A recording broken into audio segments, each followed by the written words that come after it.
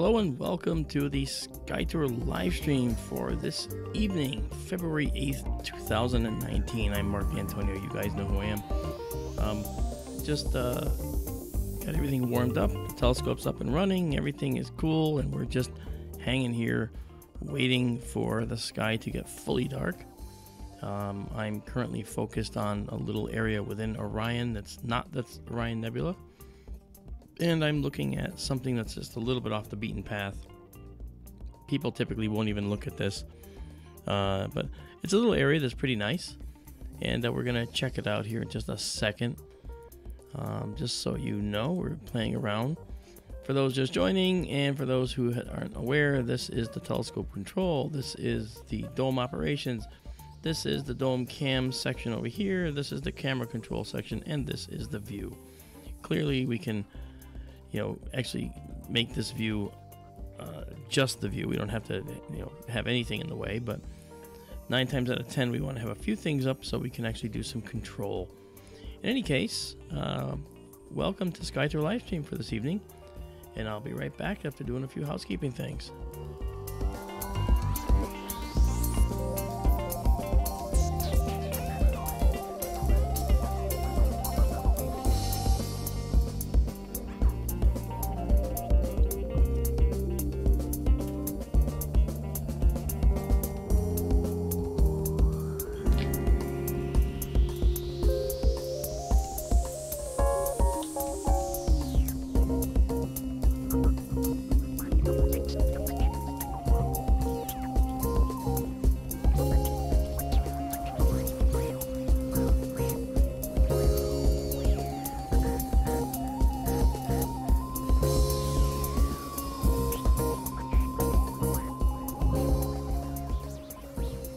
Hello, I just want to welcome you. The hardcore of you have joined us. Cypher 2 was first, followed by Cryptic Warrior. Then Jen showed up. Very nice to see you, Jen. And of course, Bobby Burgess was actually probably the second one here. Nice to see you all here. And we will be underway shortly. Amanda, I did send out a message to Amanda. Typically, when we do these streams, it's not like I have a whole lot of warning, okay? I mean, I can't give warning because unfortunately the sky's either going to be clear or not, and today it was raining and now it's suddenly clear. So I said, nope, I'm going to stream. So that's what I do. I kind of come in when I want. My voice is a little better, but you can tell it's a little rough around the edges. I'm going to just do a 10 second, or I'll do 20 seconds at 10,000 here. The moon is still up. And it's really close to the horizon, so it's going to be kind of bad right now, but we'll just do 10 seconds at 20,000 or 10,000 ISO just to see the status of the night sky. Hello, Marianne Robb. How is the world of Copland down in Gilbert, Arizona? Marianne's one of our finest down there. I did a ride along with her for about 10 hours in her squad car. She wouldn't let me get out, and she was being very, very mean to me the whole time. Of course, that's a joke. She was not. So here's the view of what we're looking at right now. Just a area within Orion that's actually kind of off the beaten path, a little bit different. Looks like stars, but there's actually a nebula in here, which with the moon out, we cannot see, of course. So I'm just kind of taking up a little bit of time here, checking things out. Here's the moon we shot earlier, just so you know. That's what I shot earlier on the moon. It's really pretty, and these were just test shots, and the moon was kind of cool. Then I actually took a shot of it overexposed on this side, so that we could actually see this unlit side. And because it's a waxing crescent, waxing meaning growing in size, not a waning crescent where we'd be going the other way and getting smaller. Because it's a waxing crescent, enough of the moon was in the dark so that an overexposure would allow us to see a couple of bright stars in the area. So we see one right there and one right there, and then one right there. So there's 3 stars that we can see so far, maybe more. But that was earlier tonight when the moon was higher in the sky. Now it's very low to the horizon. And that's pretty cool. Hey, Bobby, I'm glad you're Morgan City, Louisiana. That's pretty cool. Thanks for tuning in and watching us tonight. And thanks, of course, to Marianne and Jen and Ronald, ERRT Radio, and Cryptic. And we, of course, have the first one was Cypher 2 Productions. Nice to see you all here. I'm checking out a few things tonight. This is a shot I took earlier, actually, before I was even streaming. But I wanted to show you what I was doing, so I took the photo so you could see it. And I brought the moon down, and it's actually kind of pretty. And then we got the whole moon right there. Really, really pretty. Yeah. And now we have, oh my gosh, then we have to come back to our view here, and I want to look at something else, so let's go to our planetarium program. Currently we're over here. We're over here right now, and let's go take a look at Rigel. Rigel is a really, really amazing star. It's actually 862 light years away from us. And it's a type B, as in OBAFGKM. But it's a B8. But then, if you notice over here, it has a little addition to its spectral class name. The spectral class is B8. But then it has this Roman numeral 1 and an A. That means it's a supergiant. Okay, and supergiants, they only go one way, folks. And that is boom. They will be gone, and they're going to explode in no time. Probably a few 100 million years. So we don't know what's going to happen there. Hey, there's Cosmic Lettuce. That's right. Cosmic Lettuce has joined us, and he is down in the beautiful skies of Arizona, where I will be before long. No date on that yet.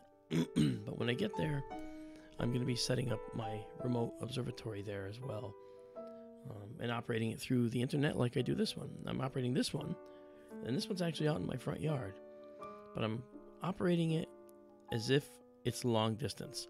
The only difference is I don't have a way to rotate the dome yet, and that's sort of that's an okay thing. I'm going to make something temporary to move the dome. I have a circuit that I'm building. It's fairly straightforward, but it's going to move the dome opening wherever the telescope's pointing.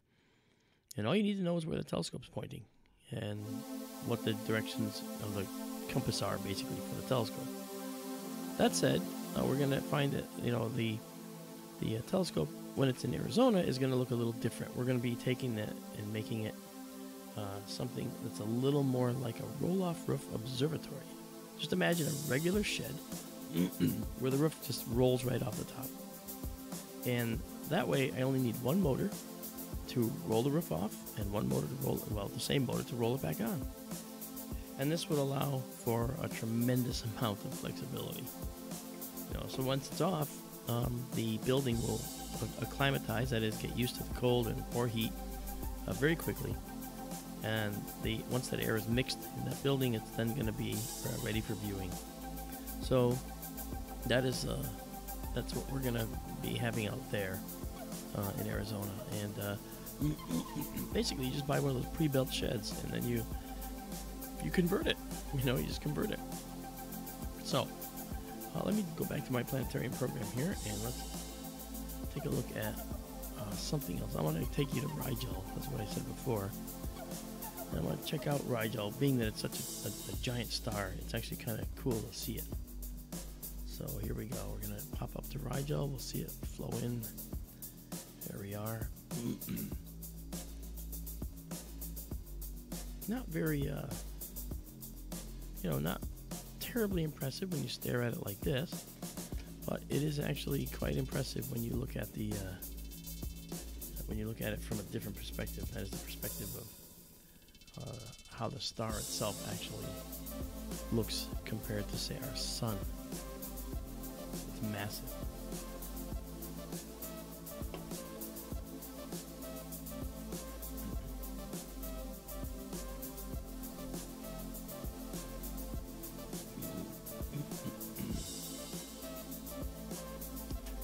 Ronald is asking Cosmic about the differences in telescope aperture size, particularly the Celestron Nexstar 8 SE and the Celestron 9.25.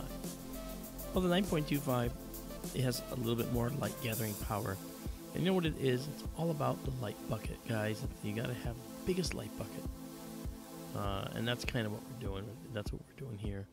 8 seconds at 10,000. Actually, I'm going to drop it back. 8 seconds at 8,000. And off we go. This is Rigel, the lower right-hand star in the constellation Orion.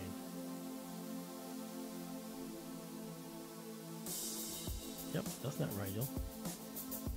There we are. Okay, this is a reflection artifact. This is 2. Lens flare. That's because the star is so bright. But I want you to see the other stuff around it. Let me just see how there's that Rigel, being hot and blue as it is, it's surrounded by these other stars as well. These are all stars within the constellation Orion. Now, they may be very, very far away from Orion, or they might be much closer to us than Rigel. Okay, but the fact of the matter is, they just seem like they're on a 2D sky, but it's a 3D universe. We talked about, actually I did a post on Facebook which talked about how the universe is a time machine. And that time machine is just amazing, because we see everything in the universe at a different time from when the light left, especially galaxies. And one galaxy we were looking at, the light was coming to us for tens of millions of years. And by the time the light reached us, it took the light from the time before, from the time before the humans were even in existence, that is to say, hominids, bipedal beings, millions of years before bipedal beings were even here.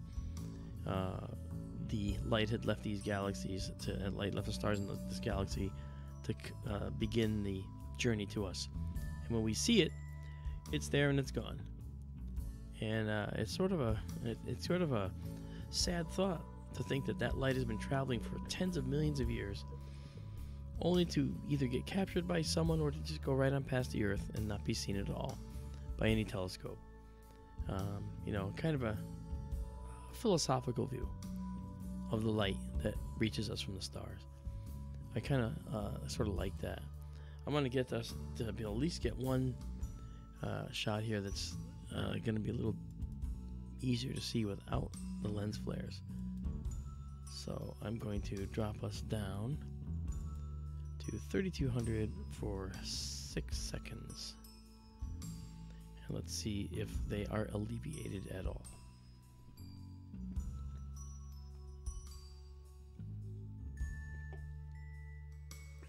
That's somewhat. Looks like a nebula, but it's not. Yes, sirree. Yeah. I'm going to initially turn off processing on our close-up here, because I want to just have it look just like it looks when we're looking at it from this view. Okay, but that's Rigel's is type B star, very hot on the surface, and it's a supergiant. So it's when it goes, this is going to explode in a big supernova, and we'll just see. We might even see Rigel during the daytime. It'll be so bright. I say well, if Rigel is going to explode, it may explode within the next 10 to 15 million years. We have time. The universe has plenty of time. That's its biggest asset, is that it has time. So it's kind of cool. And let's see now. We're actually... yeah. And okay, Cosmic says, yeah, for what it's worth, sometimes these internal reflections are actually kind of pretty. And we actually did have that other one here with Rigel, you see. That was pretty interesting. It made Rigel look sort of artsy, just like he said. Yeah, and it's true. Of course, as astronomers, we don't like any of that stuff, but we can appreciate the art as well. But it's fun. Let's go back to our planetarium, and let's now go over to this star. This is Saiph, okay, and Saiph is a star that's actually a little bit hotter than Rigel. All right, and it's a giant star as well. But Saiph is a little bit hotter, and it's about 200 light years closer than Rigel, and it's not as bright. So clearly, Rigel is a very, very big supergiant. So let's go here and check it out. So here we go. We're moving now. All right, that's got to stop. I was going to do something. I'm not going to do it now. I hit the wrong key. That's me hitting the wrong key. So let's go here. So we got Saiph, and we'll do this. And we should be moving, and we're not. So that means I have to just do it a different way. No worries. Oh, I see what's going on. Hang on for 1 second. I'm waiting for my program to come back. Every now and then it will hang on me, and it's doing so now. Not terribly exciting. I do not know why. Well, anyway, while we're waiting, the plan is to visit a few of the stars in Orion and check them out. And I know that if we look at the upper left star, that's Betelgeuse up at the top, and then the lower right is Rigel, and we have Bellatrix up to the right. All right, and it's really kind of interesting, you know. Now let's go back here, and let's go drop down now, and let's go back to Saiph again. Select it and go there now. We should be able to go there now. And we're still not going. Yada yada, isn't that great? Okay, well, alright, let's just do it a different way. Alright, hold on. Now we'll try this.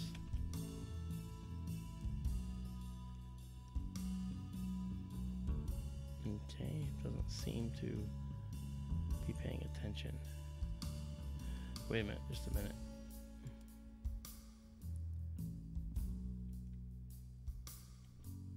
Oh, look at the satellite going across there. Look at this. Look at that. I'm glad it didn't go. There goes the satellite, folks. Right there. I really want to track it. Let me see if I can do this. It's going to get in the way first for a minute, and then come on. And then we go this way. As we go. Come on. There it is. Check it out.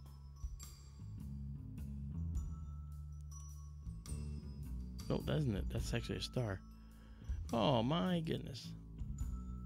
It must have faded, but did you check that out? We caught a satellite. That's pretty cool. And I know why we didn't go to where I wanted to go either, because the telescope was in a mode where it still thought it was operating. So that's why we didn't get any control.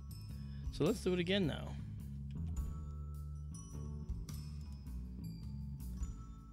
And see if we're going to go now. Alright, I guess not. Interesting. Alright, we'll go back here. Right here.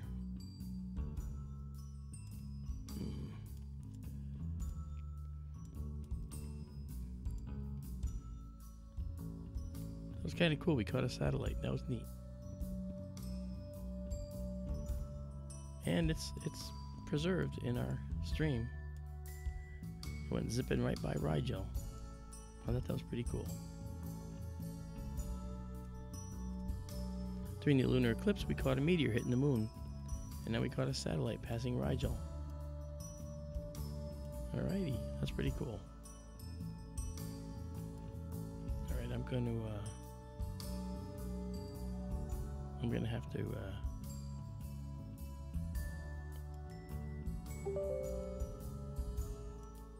okay, I'm going to try something out now. That's right. Okay, that's what happened. Okay, so the best thing is that the telescope, I'm going to disconnect it and reconnect it.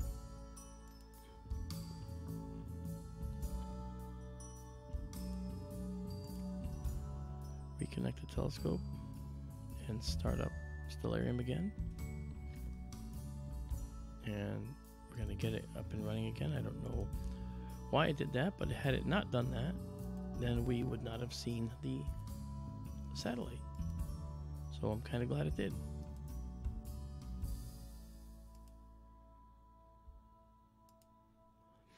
So one moment here as I get this thing going. Alright, so we're going to pull Stellarium up again and bring it up in this mode here. Bring it up so you can see the different elements. Fill the screen so you can see the screen full.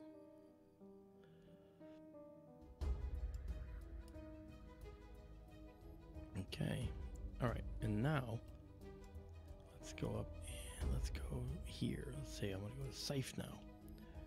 Let's say go to Saiph, go to Saiph. So that was what we're gonna do there, and it should be moving. I'm waiting for it to move.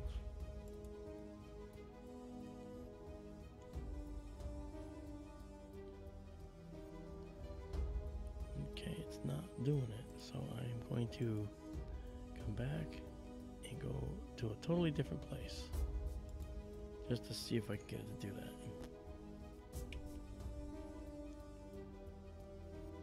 There we go. Okay. Yes, and that's Betelgeuse. Okay. Alright, we're back. Back in the New York groove. Remember that song? I'm back. Back in the New York groove. Hey, Laura Newbert. Welcome to SkyTour LiveStream. Thank you for coming along for the ride. I'm sorry if you're buffering. I don't know why. My stream health at this end says it's fine. I'm not sure why you're getting that.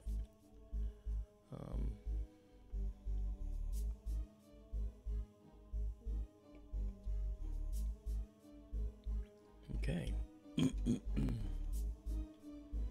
So this is Betelgeuse. I'm going to take 6 seconds at 2000 of Betelgeuse, because Betelgeuse is the most interesting supergiant star.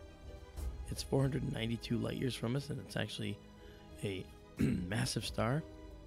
It's so large that if you put it where the sun is, it would eat up all the way out to Mars orbit easily.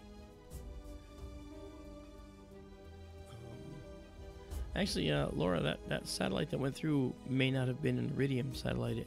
Iridiums typically will flash us sometimes. Not always, though. They're actually kind of rare. But when they do come over, typically they pass over and they'll look just like the one we saw. But knowing the time and the location, we could figure out which satellite that was. No, the Iridium. Laura's asking if the Iridium satellites are possible, that could have been an Iridium satellite, or if they're all gone now. Well, the Iridiums are still up in orbit, and they don't just go away. They are going to stay in orbit until they are either brought in manually, that is to say, deorbited, or they will just be left there in their orbit for forever. So I think it's kind of we can check actually to see which one it was. In fact, I'm wondering if there's a way right now, if we go look, let's go here and let's back out a bit. Alright, let's take a look. We can check for satellites. We can check for satellites. There's I know I have them. I know I have the satellites set on. There they are. Yeah, they are. Now they're off. Now they're on. Okay, well, we're not seeing which one it was, but that's okay. This particular program is not meant to be the best hunter of satellites. But going back to what we're talking about, we looked at Rigel, and now we're looking at Betelgeuse. Betelgeuse is a star that is 497 light years away, like I told you, and it's at the other end of the spectral scales, down at the M, as in Mike. M. It's an M4, but it's a Roman numeral 1b, so it's a supergiant star. Again, destined to go supernova, like many of these others. And I think that we're going to find that that most of the stars in Orion are going to go the way of supernova. Okay, so the photo of Betelgeuse is here. Okay, that's what Betelgeuse looks like. Now, of course, the glare makes it look much brighter. But think about it. Okay, it's 497 light years away. Okay, so it's a big star to be this bright when you take a photograph. And again, the brightness it expands along the sensor. So, you know, if it's a bright star, it'll just fill more of the bins, so to speak, in the sensor. And that's kind of how that works. So now, if we take a look at some of the other stars in the area around Betelgeuse, okay, we can say, well, let's first take a look at this. Is our frame of view. Okay, we have this star here, right? That appears there, and that star is a star that I'm trying to see if it has a distance to it. It doesn't have a distance for it. Trying to get an idea. Okay, this one is 836 light years away, and if I put Betelgeuse in the lower right corner, it'll be in the upper left and be the brightest star. So this is the overall shape of our frame. So let's move Betelgeuse to the lower right. Okay, and do it now this way. All right, and let's see if the star will be there. There it is. So this star is 836 light years away. This is 497, but it's a supergiant. This one is not. So clearly this star is one you need a telescope to see. This one you do not, for obvious reasons. So I think it's a really interesting how Betelgeuse has such of an inherent luminosity or intrinsic brightness that we can see it from so far away like this, and so bright, I should say. Now in our planetarium program, which is hung again, oh man, it's gonna be one of those nights. Yeah, there's something going on. All right, so I think we're back now. Okay. I do not know why it's doing this. Shouldn't be doing this. It's a network issue at my end. It's nothing to do with you or your connection. It's my connection. I do not understand why it is doing this. But if I have to, I'm going to just start everything over again. If I don't want to, but I may have to. Yeah, see, then it comes back. Always bothers me. Okay, well, that's that. Let's now take a look at Bellatrix. Okay, Bellatrix is another one in Orion, and that's the upper right-hand corner. And this one's also a giant. It's a B2, so it's blue, and it's a B2 giant. So if we zip over to Bellatrix, we should be able to get there just by adding a capability here. We just should make this possible. If it hasn't done something to us crazy.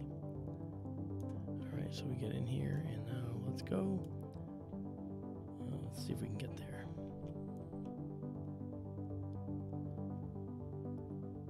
And here we go. Over to Bellatrix. upper right star of Orion. It's a B2 giant star. That's what the 3 over here, this Roman numeral 3, B2 3 giant right there. Okay, and as a B2 3 giant, we're actually looking at Bellatrix through the eyes of our camera. We're going to take a 8-second photo at 2500 ISO. All right, so let's do that now. Here we go.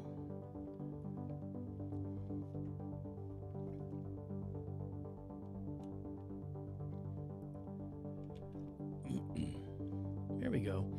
And you can clearly see the color of Bellatrix. Notice the blue, just like we saw when we looked at Betelgeuse. We saw the orange, okay, and Rigel. Okay, we saw the blue again here. It's really pretty, and so Bellatrix has got this gorgeous blue as well. All right. Now let's take a look at our program, and let's drop down to. Let me back out a little bit. We'll drop down to Saiph because we didn't get to go to Saiph yet. All right. So here is Saiph, and now we're going to Saiph. Right, and now Saiph is actually a very interesting little location because it has a tremendous amount of interest for me. It's a little, like I said, it's a star that is really interesting to me.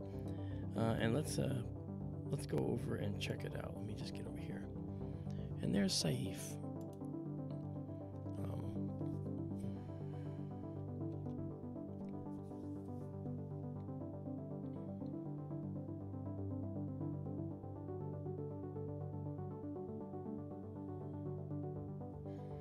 Oh, you guys are talking about Richard Dolan. Yeah, Richard and I talked the other day. He called to ask my opinion on that Utah UFO video. I mean, I just look at things, for what they are. I mean, I don't have any pretenses. I would love for them to be UFOs. I truly do. But I have to look at them as possibly anything but until I can exclude them as, exclude ordinary objects. Unfortunately, the one object I could not exclude was falcon. That is a bird. The bird falcon, not the airplane. I wasn't insulting your intelligences. When the thing came from the distance, it was so far away. And if you haven't seen this footage, you see this object way in the distance apparently suddenly turned toward this DJI Inspire drone. Inspire is the name of a drone made by DJI. And it flew right toward the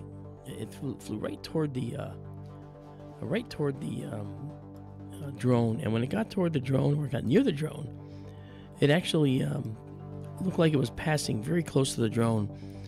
And somebody did an analysis and felt like that the object was moving at over 9,000 miles an hour because it apparently had disappeared behind the hillside in the distance. Well, that assumption, I believe, was incorrect because he was trying to say the hill, that ridge in the distance was a certain number of miles away, which it was. But trying to say that the object disappeared behind it was a little premature because he couldn't show that it actually disappeared behind it. It just faded into the background a little bit, which he assumed was it going behind trees on the ridgeline. And I think that it was so small that the compression of the video made this object appear to blend with the background at a long distance when it was so small, and it was only a pixel or two in size. So that can easily explain that. And because that was a fundamental assumption he made throughout his analysis, you can't hang your hat on that, and I don't believe that it was correct. The other thing is, as it turns, it goes from left to right, it comes down, like left to right. And as it's moving down a little bit left to right, it suddenly turns, and when it turns, it banks. And when it banks toward the camera, you see the wingtips flex. It has wingtips and they flex. Okay, just like a falcon's. And that flex was basically the aerodynamic forces on the wings of the falcon. It's only a couple of frames, but you clearly see it. And I must have told them, the people that were analyzing this, like 10 times. The wings are flexing. This is not a UFO, unfortunately. Okay, at the very least, we have to figure out what kind of bird it may be, because I think it's actually a bird that's charging the drone, thinking it's a threat, because birds do that, especially birds of prey, and especially falcons. They're very territorial. So anyway, I did that analysis and submitted it and let them see it, and I guess they can do with what they want. They do with it what they want, but nobody asked me to do it. I offered it up because I thought it would be nice, to offer up 8 seconds at 3200 on Saiph in Orion. And when I did that, they were actually thinking that it was, that my assumptions were valid. It was grounded. It wasn't incorrect. And they could see how the blending in the background could have occurred and caused these estimates to be way off.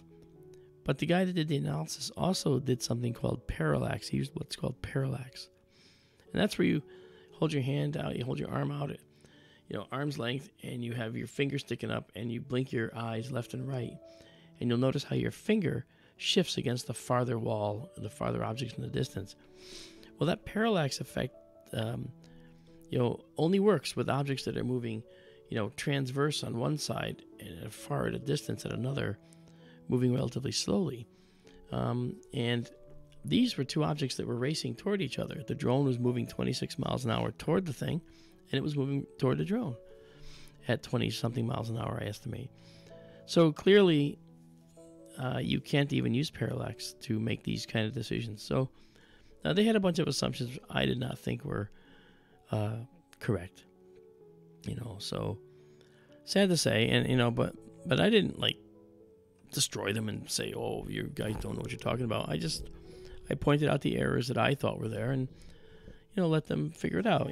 This is a gentleman's game. We don't sit here and try to belittle other people if they get something wrong. I try to explain my take on it and see if they understand what I said, and if they have ideas that they'd rather put forward than they could. So anyway, Richard called me about that. We talked about it, and I think that he's he was pretty adamant that it looks strange, and I agree with him. It does look strange. However, it's far from unexplainable, and he's on the fence. He doesn't necessarily believe me, but it's okay. Richard and I are good friends, and he's fine. The parallax is parallax is actually the process I explained where you actually can gauge the distance of something by looking at how it shifts against the background of something further. So your hand at arm's length with your finger sticking up like this. Okay, if you blink your left and right eye at your finger, you'll see that the wall in the background, that it's shifting against the wall in the background. And that's the thing that that's the parallax, and that angle it makes is called the parallax angle. And that's something that has to be really properly thought out. You can't just assign it willy-nilly and expect that you're going to get an adequate result. So anyway, there was a number of other things they made assumptions on, which I didn't think were a good set of assumptions they could make. Not a big deal. So anyway, back to Orion. If you have questions, let me know. But we're looking at Saiph, which is in Orion, and Saiph is actually down here. Okay, and Saiph is actually a B02 star, so it's actually a giant as well, and it is a star that's 647 light years away. So it's definitely going to be a good distance from us. But those are the four main stars in Orion. Okay, the four primaries, right? We have Betelgeuse, we have Bellatrix, we have Rigel, and we have Saiph. Now, the belt of three, our favorites, right? We have Alnitak here, we have Alnilam here, and we have Mintaka. So let's go to Alnilam first. I'm sorry, Alnitak. Okay, when we look at Alnitak. Okay, this is a star. All right, that is also a star that's 817 light years away, and it's actually a type O. That is the hottest and brightest, but it's an O9, so it's almost a B. So it's on its way, but it's still only going to last a few 100 million years, and then it's going to explode in the supernova as well. But why don't we check it out? Let's go look at Alnitak and see what we got, and do another photo of Alnitak as well, because Alnitak is a nice little place to go to. There it is. Yeah.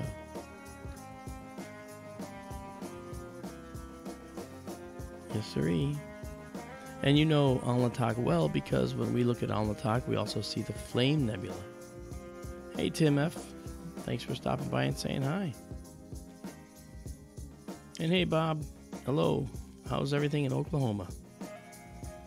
I had surgery in Oklahoma City, as a matter of fact, at Oklahoma Memorial.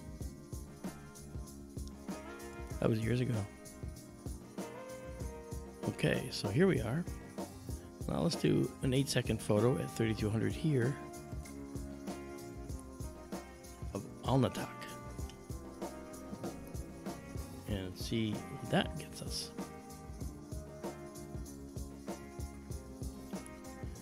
Alright, well, if I just bring it down now.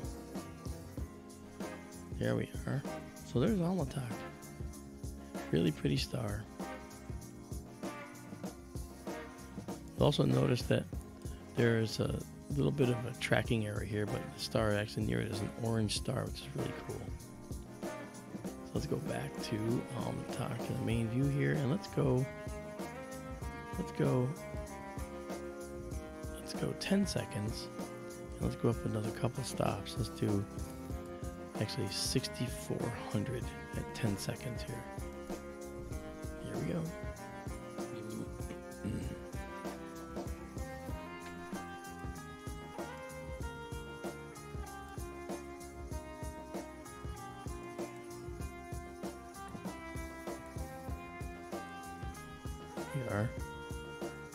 That's really pretty. So Alnitak is an O9 star, so it's fairly bright. All right, very, very bright star. Okay, and then that's the leftmost star in the belt of Orion. So now, if we go back, we also know that if we just move a little bit this way and this way, we know that right here is a special little object, and we got to find it by going a little bit longer. We'll do 20 seconds, and we're going to go up to, say, 12,800. That should start to show up for us. And let's take that picture and see what we get. So 20 seconds at 12,800. The moon should be nearly set by now.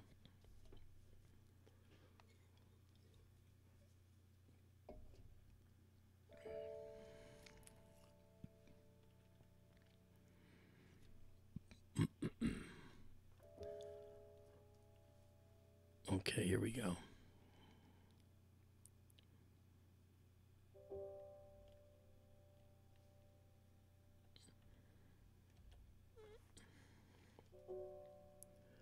Barely see it tonight. Of course, I didn't really actually. I'm looking at my telescope. Hold on.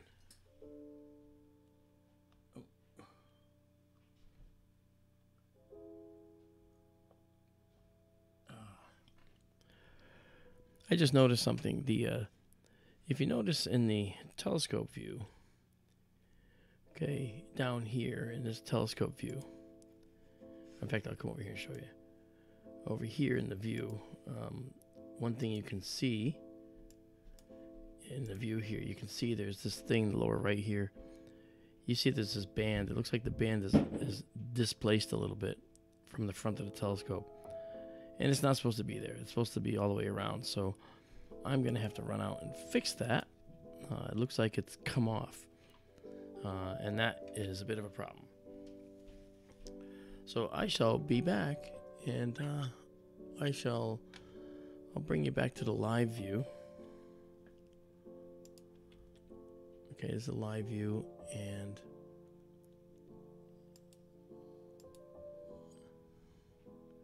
here we go. All right, I shall be right back. I gotta fix that.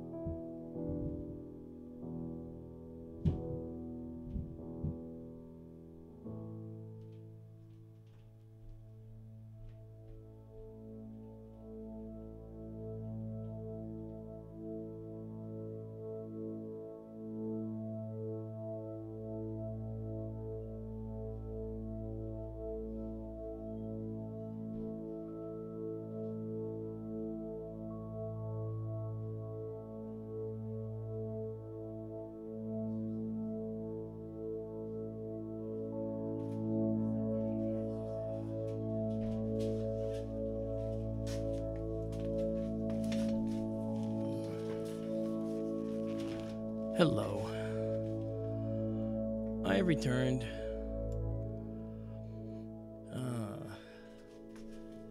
So what I miss?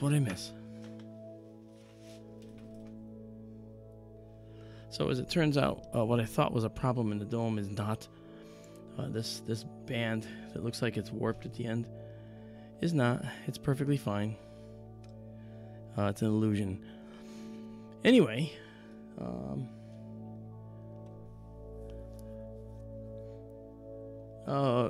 Cryptic Amanda is my co-host. That's why she calls. That's why she's in with me. She's the co-host on SkyTour Radio, and she's the co-host on SkyTour LiveStream.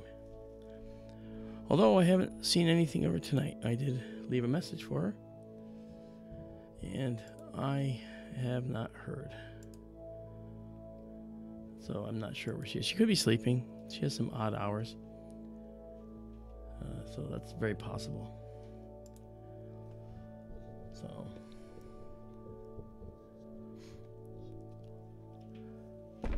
yeah, she could be sleeping. I don't know where she is. Yeah. No Life 2692. You haven't missed much. We've been taking a tour of Orion for the most part.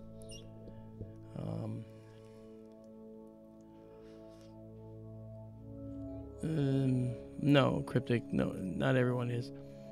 Amanda's, the official co-host for SkyTour LiveStream and the official co-host of SkyTour Radio.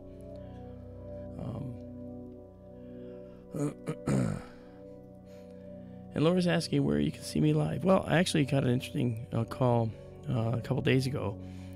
ABC, the network, ABC is coming here next Thursday to do a story on UFOs and what we do with SkyTour LiveStream. And the next day, I'm going up to my good friend Doug Trumbull's studio, and Doug is going to be getting interviewed for the same TV show. And Doug and I are going to hang out and talk too. We haven't talked in a while. Those of you that know about my dealing with Doug, we are creating this device to capture once and for all whether there are aliens plying our skies using advanced technologies. It's a question for the ages. It's a question for humanity at the moment. We do not know if they're here. But as science folks, we can't say they're not. The science is definitely on their side for existing and not the other way around. So I think it's kind of cool. I'm interested to get the answers. So Doug and I are participating in this ABC show next week, and the producer came to me first and said, "Do I want to be part of it?" And I said, "Well, yeah, I'll be part of it, but boy, you really got to talk to Doug too and get our UFOTOG 2 system, known as the Aerial Anomaly Detection System, in there too." And the guy's been just all over it, so it's really good. Yeah. So I'm pretty sure that things are gonna be pretty interesting for us moving forward.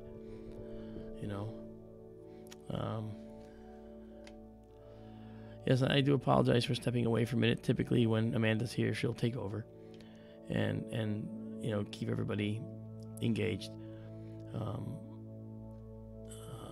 So, in any case, I wanted to just make sure that. Let me just get down to the bottom here. Jen says I had a few questions. I guess I missed those, so I have to go back and see them.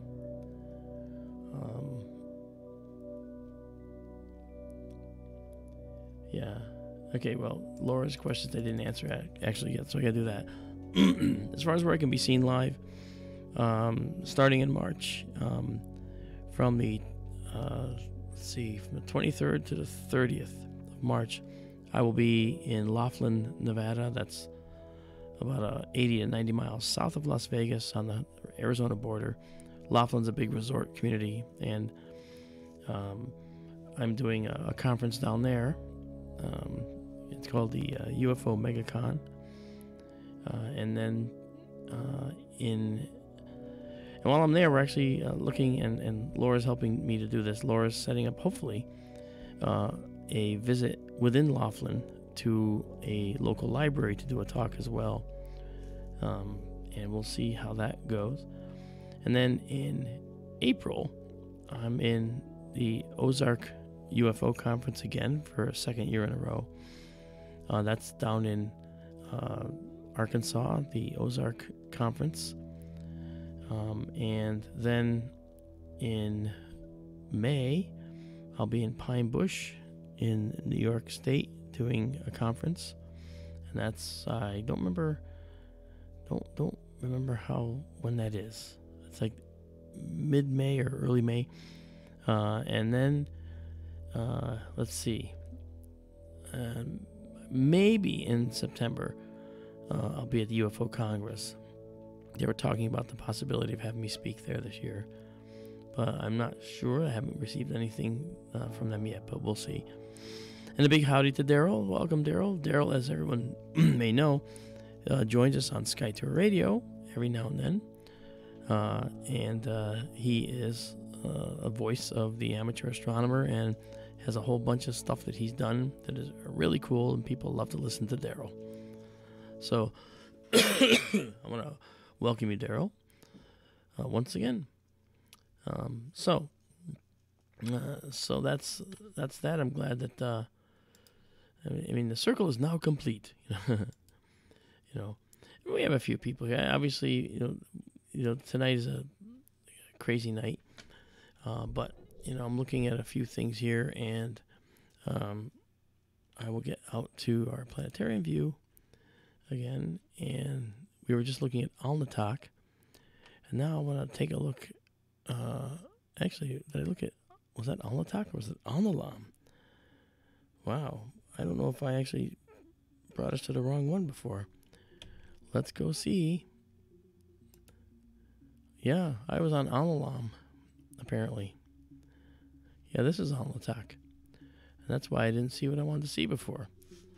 So this is the leftmost star on Orion's belt, Alnitak, and Alnitak is actually a star that's very, very hot. Okay, it's also an 09.5 Roman numeral 1. It's a very, very large giant star, supergiant star actually. So its destiny again is to disappear in a cataclysmic explosion. Okay. All right, and that's Alnitak right here. All right. So with that in mind, let's go back to Alnitak, and let's move Alnitak just a little bit. All right, let's go northward a little, and let's go eastward a little. And now we'll do 20 seconds at 20,000, and now we'll actually see the Flame Nebula, which is right about here. Okay, and that'll be really pretty. And I always like to look at the flame because that tells us what the night's going to be like.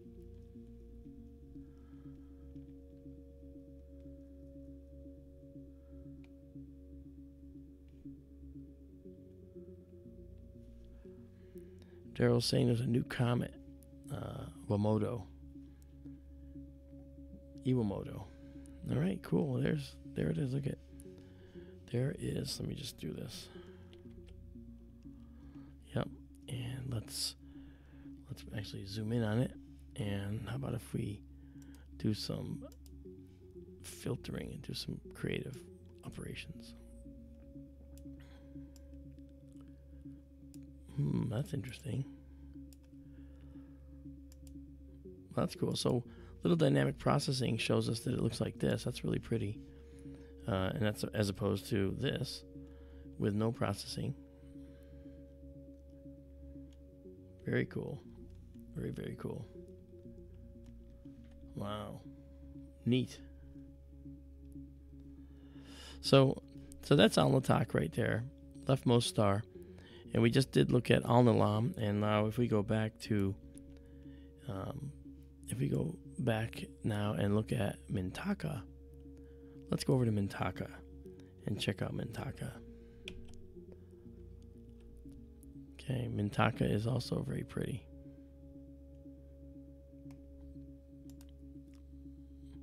So let's go to Mintaka now.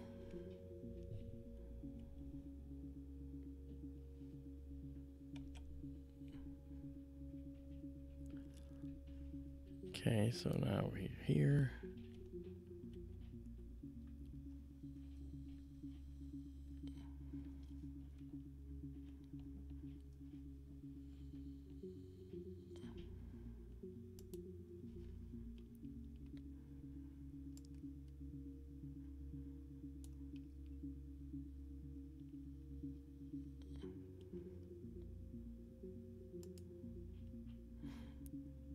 Okay, I'm gonna get there.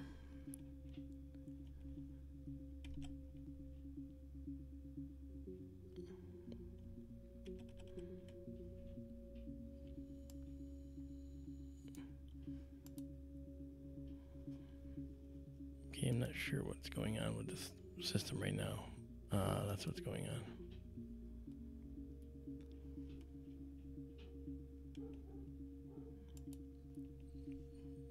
killer dogs upstairs.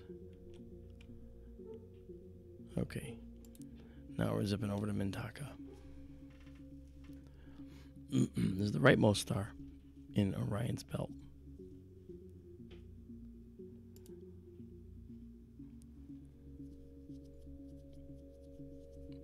You can see it's a little bit of a delay. When the telescope moves, you'll see the telescope move a little bit slower. There's a little bit of delay on that, which is fine.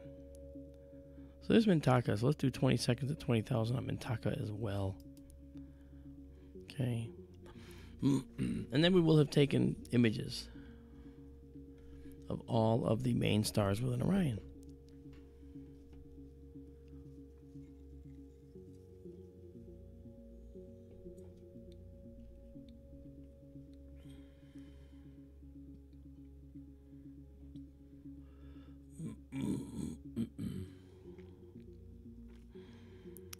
And there it is, Mintaka, and you'll see that the star that's very close to Mintaka, the images blend because it's so bright. And that way we'll say, well, what kind of star is Mintaka? And if we go to our little planetarium, we can actually see that. Okay, this is Mintaka right here. And Mintaka is, of course, Delta Orionis, and it is another O9 star. So it's very, very, very hot and bright, destined to be a supernova. And it's a type, that is to say, luminosity class Roman numeral 3. You can see it over here. It's an O9-3. That makes it a giant star.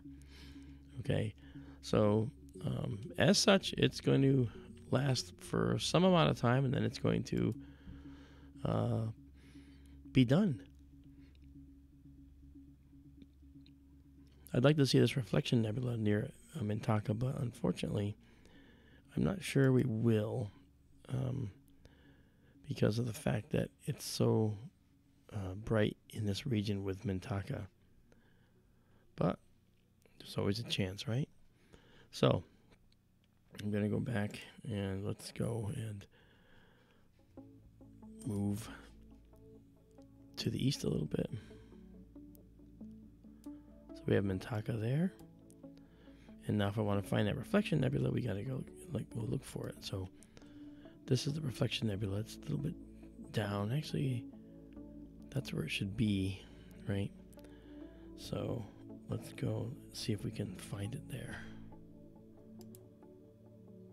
Yeah, I don't see it. I don't see it. It's going to be here. But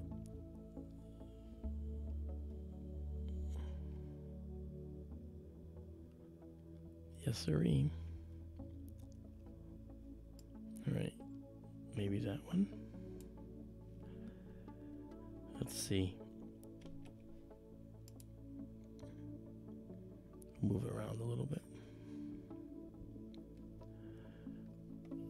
So it should be right in the center there. So let's do 20 seconds at 25,600 and see what we get. See if we can see it. I've never looked for this one before, so it may be somewhat faint. I'm not sure.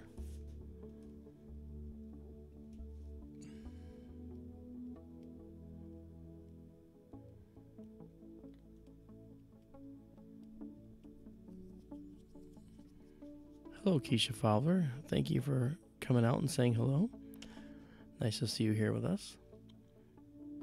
25,600 ISO for 20 seconds.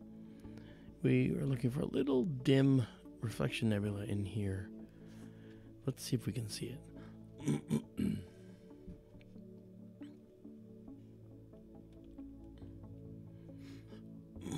The telescope is pointing fine. We got no pointing problems there.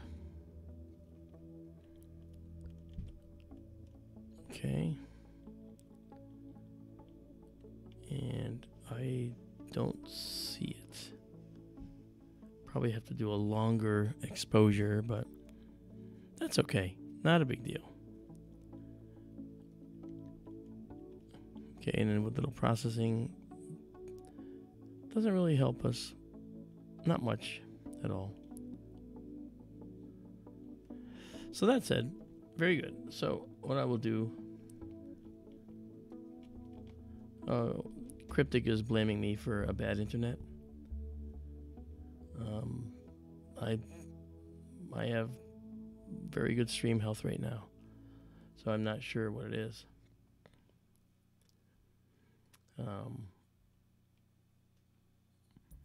Yeah, Cosmic doesn't usually have problems with us, so I'm not sure what the issue is. Not sure. Anyway, that said, we will go and move forward. Let's go check out something else. Now, we've been dancing all around and we haven't gone here, but I'm going to go here now. And yes, the Running Man Nebula. We'll get to the Orion Nebula in a minute. I just want to check out the Running Man. Checking out the Running Man is good because it gives us an idea of the quality of the sky. Indeed.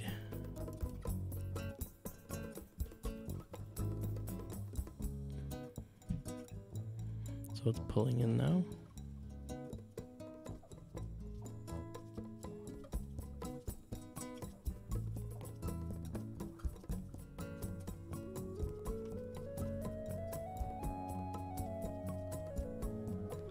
Okay. All right, now let's do 20 seconds at 25,600 on this.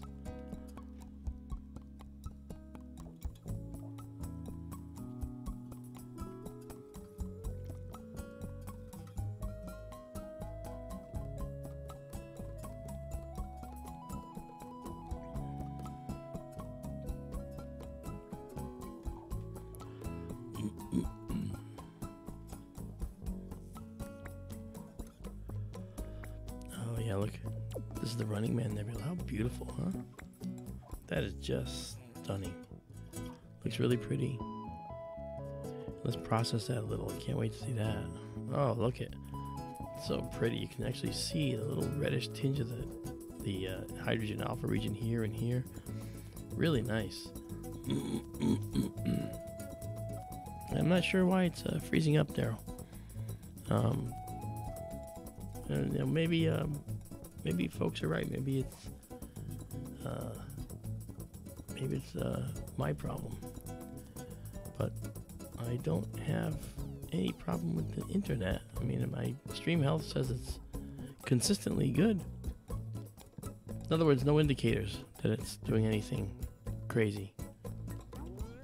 But I mean, it wouldn't hurt to restart everything for the next stream. But I'll do that.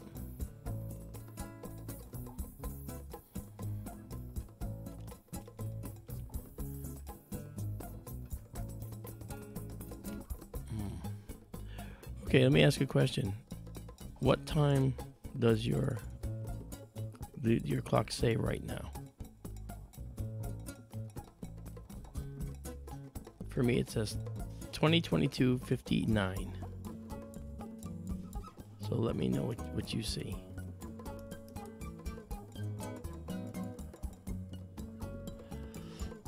And you're a little behind me, so I recognize that. If you're within a minute, then that's actually pretty good. So for those watching, let me know.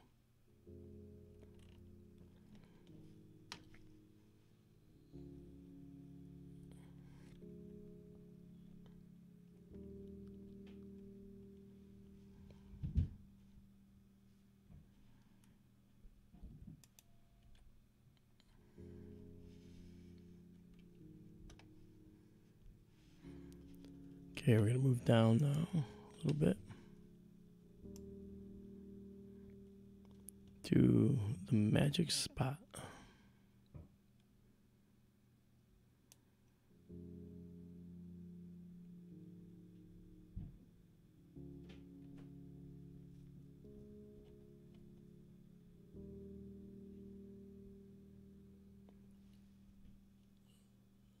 Okay, let's see here. Okay, let's see. Darryl says 2018-54. Really? okay, that's kind of interesting. Why would it say 2018? That's minutes behind. You know, you got to hit the live button. Make sure that you're live. See down the lower left, if it gets out of sync, you got to hit the live button to catch back up. So click on that right now, and you should be caught right back up to the live view. You won't miss anything because you can always play it back.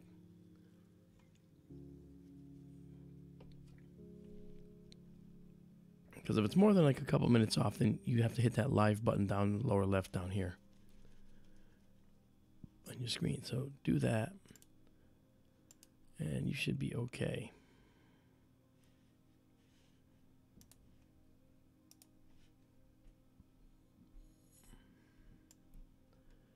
And it won't affect anything. Thank you, Amol, for that. I'm going to bring back up our... All right, we're going to go here and go drop down here. Now we're going to do a long exposure on the Orion Nebula.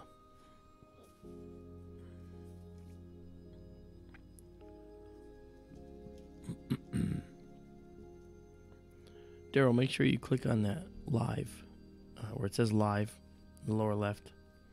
Make sure you click on that. It might not be caught up. If it was buffering, it'll end up being behind because of that.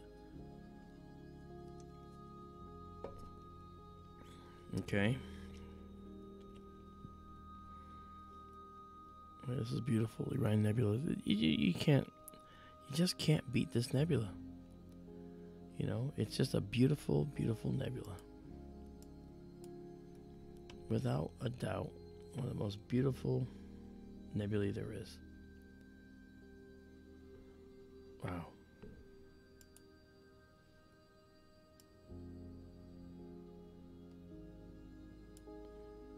Yes, sir. Every time we look at the Orion Nebula, you know, I'm astonished by how this dark dust is overhanging into the brighter nebula.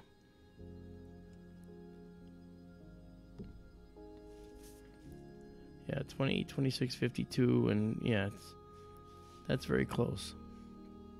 You will be 30 seconds behind approximately, depending on the latency that is going on right now. And that's not atypical, actually.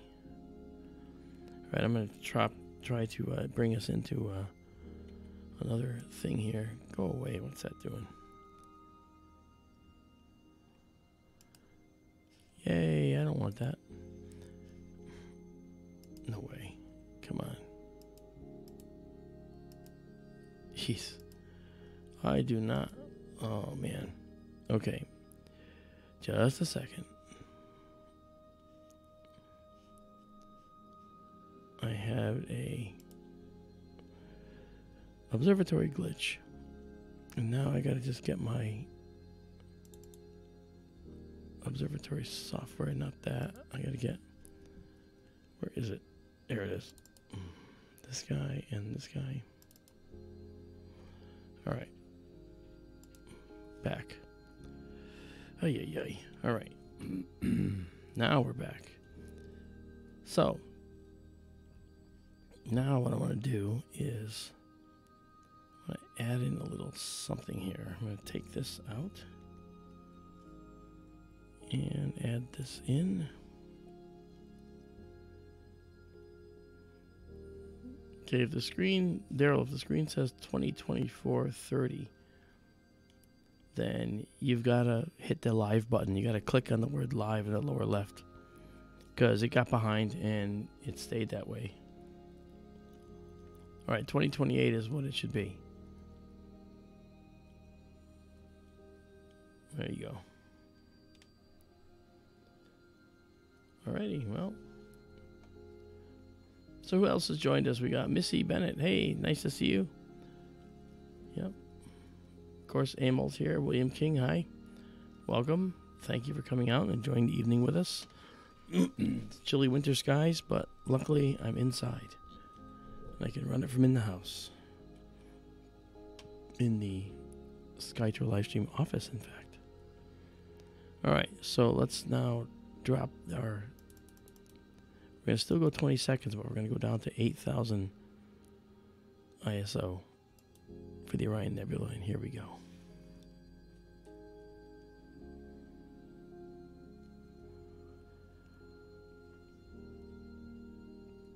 Okay, Darryl. I think you're caught up though. Okay, for me right now, the time is 20:30:02.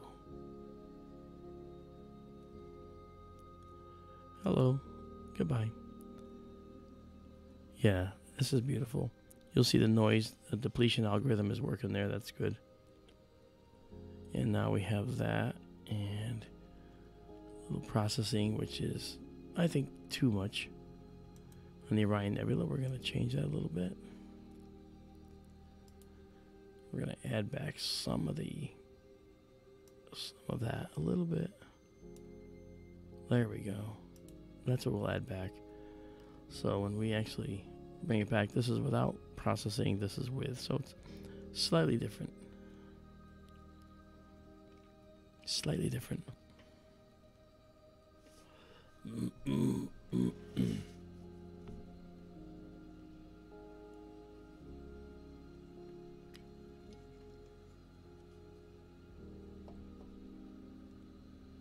Okay, so what I love about the Orion Nebula, I've told you before, is that there are so many varied things going on in here that it's amazing. This is an area that is a reflection nebula, okay? This is an area, the red, that is an emission nebula. This glow is the soft glow of hydrogen atoms that are excited by hot young stars in this nebula, right? And these hot young stars are causing the hydrogen atoms to lose their electrons, that is, they ionize. And then when they come back down, when the electrons rejoin the atom, they actually give off a little bit of light as they re-enter the atom, because they're dropping to a lower energy state.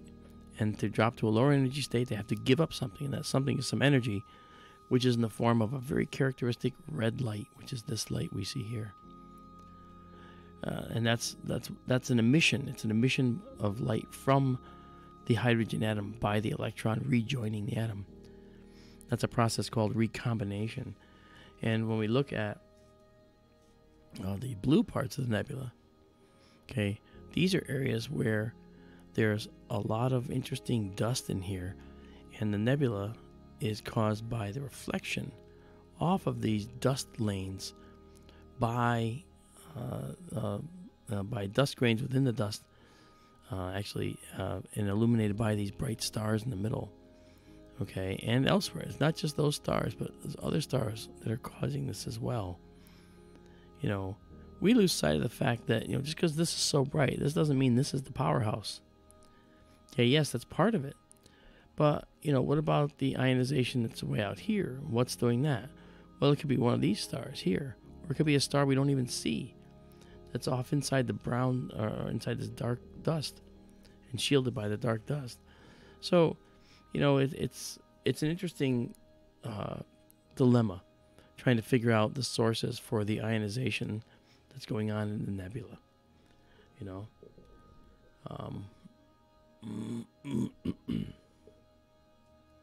So, that said, I'm thinking that we are pretty cool. And Amol, I read your comment, Amol. I'm not sure. I think most people are, you know, caught up. Oh, you're welcome, William. I think most people are caught up on their time, or they know what's going on. But thank you.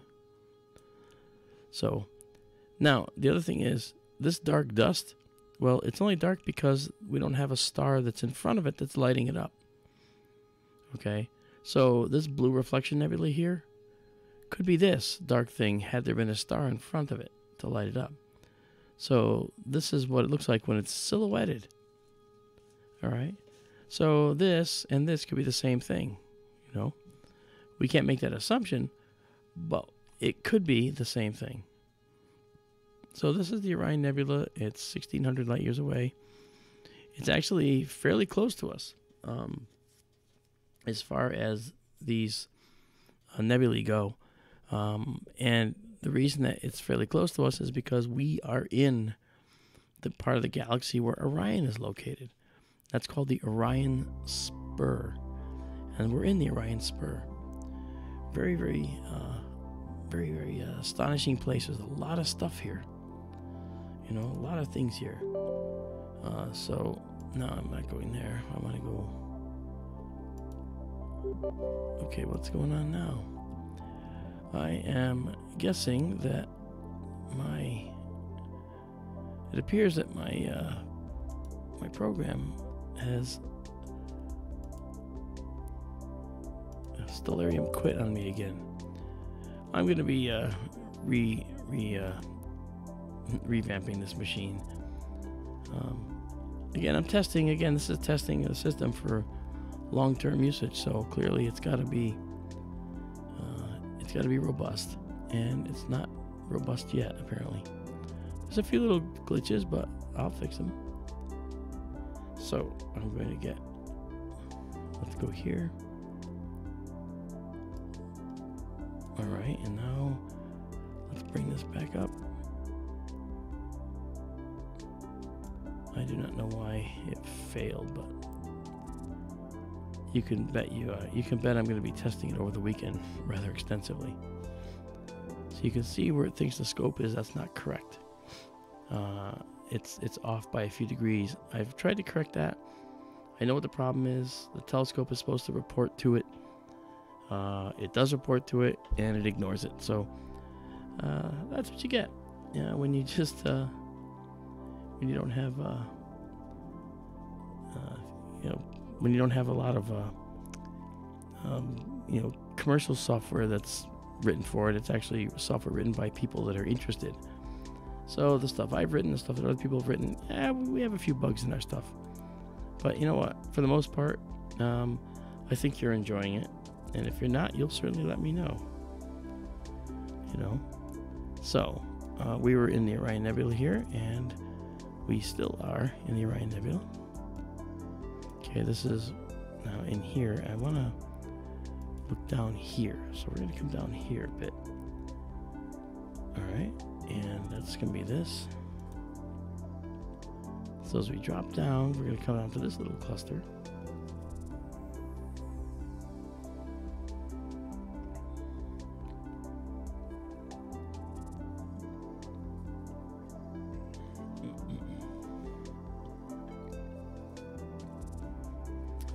Yeah, so when we look at all the things that we're trying to do,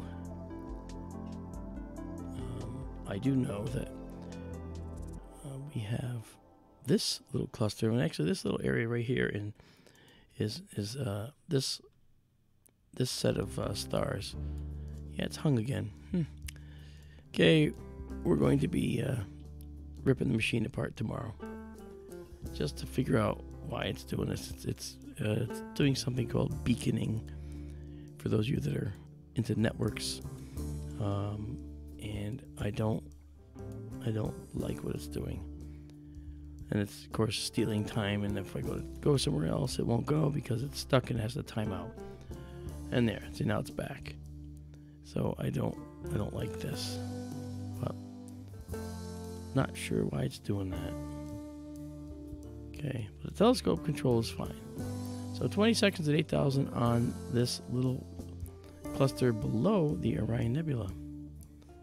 We know we're taking exposure because we see this little L has been grayed out. And you'll see a little flicker as things come back, and you'll know that it's done. So you'll watch. In a couple seconds, you'll see what happens over here. Keep your eyes on this over here. Did you see it? Okay, me either. I didn't see it either. Not sure.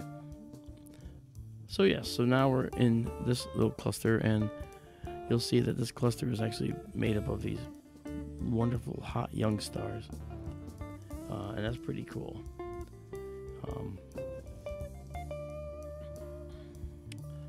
And Darryl's right. You know, the Carina cluster is big. That's actually in the southern hemisphere. We cannot see it. And it's actually outside of our galaxy in a dwarf galaxy that's attached or orbiting ours. Well, okay. We have the Magellanic Clouds, large and small Magellanic Clouds, named for Ferdinand Magellan, who first documented them, and that's why they're called the Magellanic Clouds, after Magellan. And the Magellanic Clouds were a fixture in the southern hemisphere. They still are. And it turns out that those are dwarf galaxies. We've always thought that in the same way that the Andromeda Galaxy has a pair of galaxies that are orbiting it, little tinier galaxies, we call them satellite galaxies, we thought that the Magellanic Clouds were our dwarf galaxies as well. Well, as it turns out, that may not be true. And there's some interesting research that may show that the Magellanic Clouds are not bound to our galaxy at all, as a matter of fact, which is kind of an interesting dilemma. So it's like, wow, if they're not bound to our galaxy, then what are they doing? They might be just independently moving through space and not bound to us. But we won't know for several million years when we can see what the gravity actually does. So I think that's kind of funny.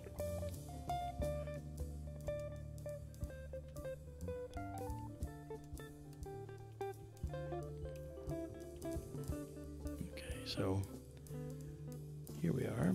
Now let's go bring in some objects. And if we look at our dome setup, I got that. I see where we're looking in the dome, and now I think we should be able to go up here. And let's look at the Casper the Friendly Ghost Nebula. This is something I took photos of the other day, and I will, if I haven't already, I will upload these because these are beautiful. And the images I took came out really pretty.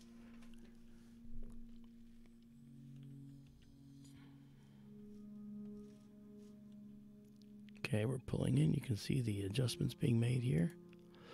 All right. And we'll do 20 seconds at,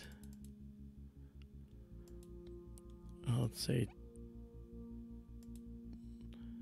32,000. Let's do that. 20 seconds, 32,000. Let's see if it will show us the Casper the Friendly Ghost Nebula. You should see a nebula that's dominating. Well, you'll see several actually. There's two beautiful little nebulae that show up in this view of the Casper the Friendly Ghost Nebula. Very nice. And yes, and you see them there. There's one there, and there's one up here. See it better with a little processing. Okay, let me just process a little bit more just so we can do this dynamic processing a little bit. There we are. So now you can see there's a dark band right here, this dark lane, and that's pretty cool. Hey James Dugan, welcome from all of us in SkyTour LiveStream to you down in Australia. Nice to see you here tonight. Thanks for stopping by. And let's see now if we move this down a little bit. Let me just come back to this. All right, and now let's just move it down a little bit. Bring it down. Okay, and now let's go up, let's say 30 seconds at 32,000. So this is a longer exposure, 30 seconds. 30 seconds is the longest that we typically do. Although we can do longer. We can do exposures of like a couple minutes and so forth. But I have the drive tuned to doing 30 seconds and under. So for 30 seconds and under, the drive stays pretty much on track. Go a little bit over, then we have to do something called correct. and I don't have a corrector. Now you can see that the 30 seconds in this case didn't work. It may not sometimes, but we can actually do that again. But I'll drop it to 20 seconds at 32,000.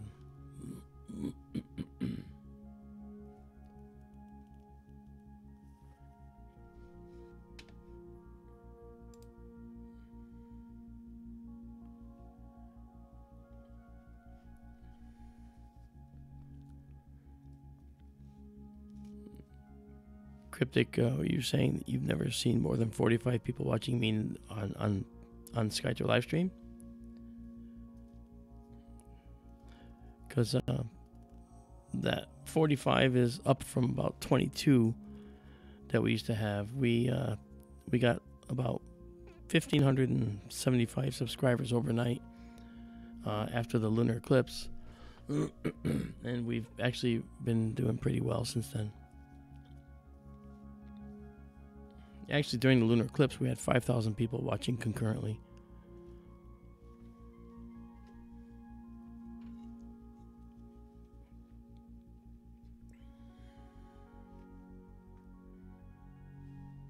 Yeah. So now you can see that this is centered more. You know, and that's actually the Casper, the friendly ghost. Beautiful. It's a beautiful nebula.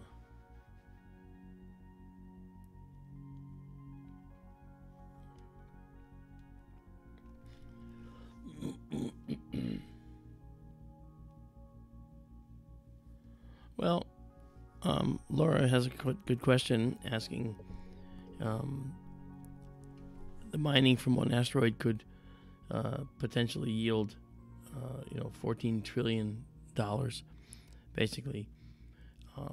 Here's my thoughts. We would actually have to have the infrastructure in place to get there to do the mining, so that it doesn't cost us more to get there than it does to actually process and give us a profit from the sale of the ore. But frankly, we have to be able to do it economically, and it's probably going to cost us more than $14 trillion to set that infrastructure in place. So, that's the little magical thing. We have to figure out how to do that, which we don't have yet. We don't have that possibility yet, but it's pretty good. We're heading down that path. I know that we're going to be mining the asteroids. I know we are, without a question. Incidentally, I just want to say something about this image. If you notice, you'll see out here how there's a bunch of stars out here, and they start to come back around here. But in here, it's kind of like a haze. That's actually part of the nebula. That's blocking the finer, fainter stars back here. You can see where it's tapering off and exposing them again. And this is actually kind of a cloud, interstellar cloud that we're looking through of gas and mostly dust, actually. I think it's pretty cool. Very, very nice. So let's move to something different, because I think it would behoove us to do so. All right, so let me back out.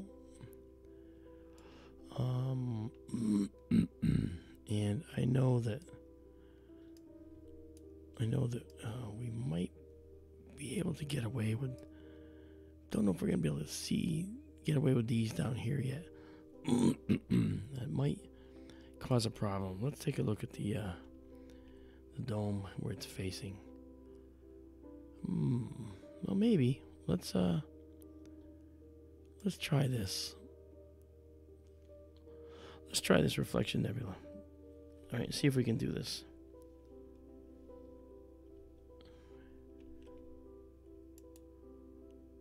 Okay, here we go.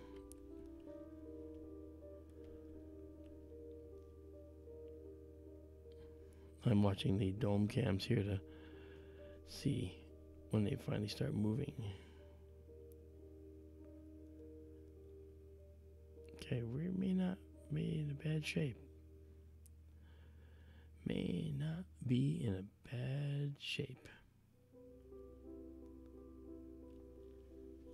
Yes, James, you got to make sure you click that live click that live button so it actually stays concurrent, because it will get off sometimes. We had that problem a little while ago. That's right, we had 5,000 for the eclipse. It was really cool, and that was just concurrent watchers.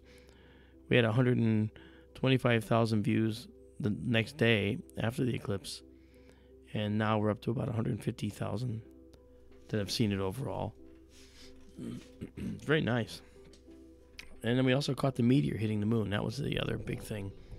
And that story actually went international, which was kind of fun. Which is really, really nice. Okay, I'm going to take 20 seconds at 32,000 here, just to see if we can see anything in here in this region. And where is this region? Well, this region is right here. Okay, we're actually looking down here in this region, and there should be some reflection nebulae down here. Okay, and this is the size of our field, so we should be able to see all of them in one go. Well, we got that plus satellites. There we go. And as you can see, there's a satellite that came through here at the same time. And if I actually go back and take another photo right now, I'm going to do that.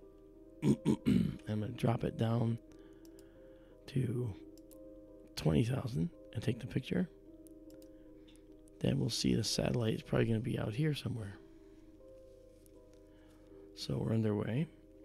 And let's see if that satellite has moved toward the east. To the left is east. All right, here we go. Yep, there we are. Look at that. Check it out. So there's a satellite there now. That's pretty. Okay, and let's just take another one while we're here. All right, and then go back to check it out. Now you can see this is our satellite, and we saw the one right before it, and then the one right after it. And now we should see another one. The satellite should be about here.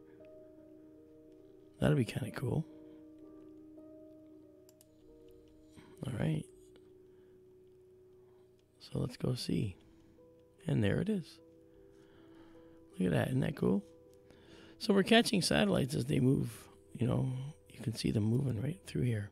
1, 2, 3.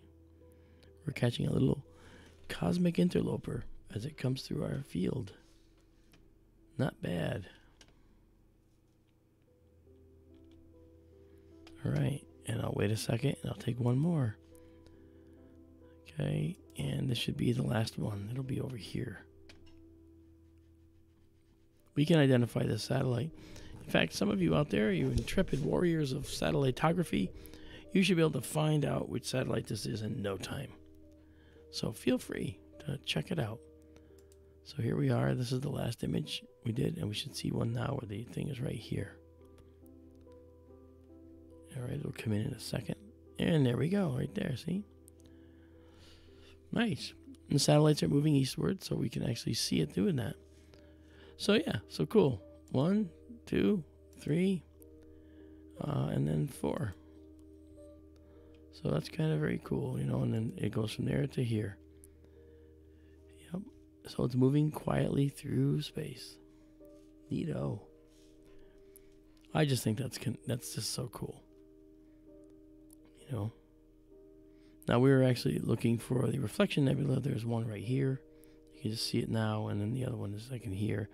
You can see it. You can see the little haze around the stars. That's very nice. And a little easier to see here. Very cool. All right. Now let's go back to our planetarium and figure out where to go next. I seem to have the room to do it, so I'm okay. So now let's do this. let's move south. Oh, wait. Okay, I did want to look at this cluster before, yes, but I'm not sure if that's going to be pushing limits for the dome, but we can give it a try. We can give it a try. All right, so let's do that.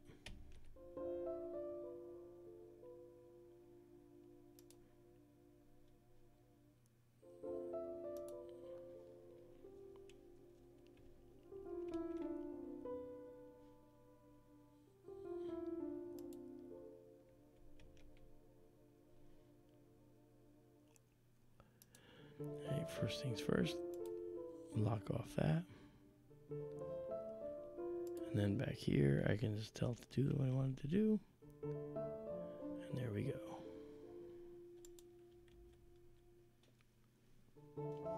Looks like we're still okay.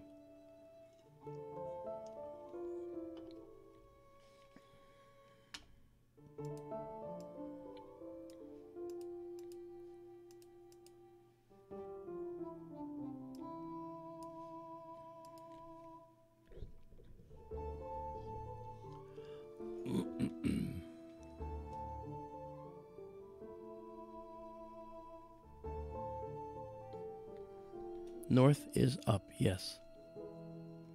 Darryl, sorry I missed your question.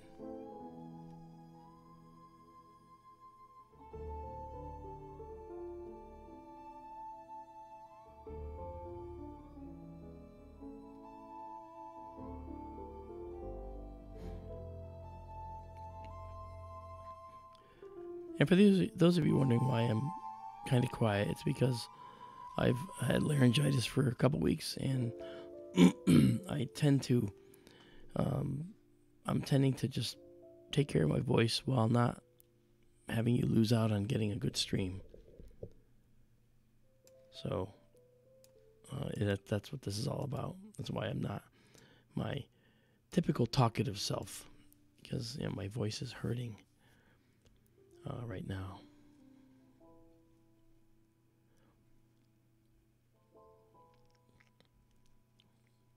But Darryl's comment is correct. The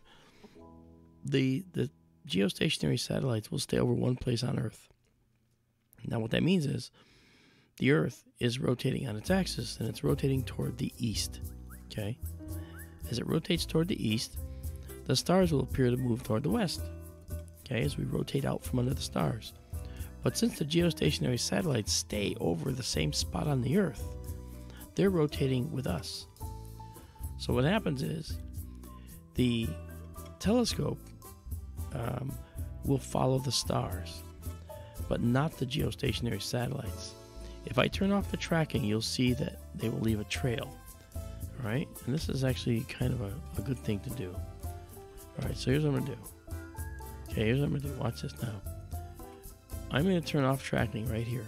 All right, and we're gonna just take a 10-second photo. Okay, right here, 10-second at 20,000 of this scene.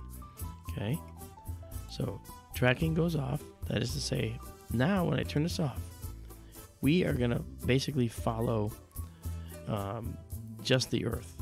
As the Earth rotates, we're gonna rotate with it.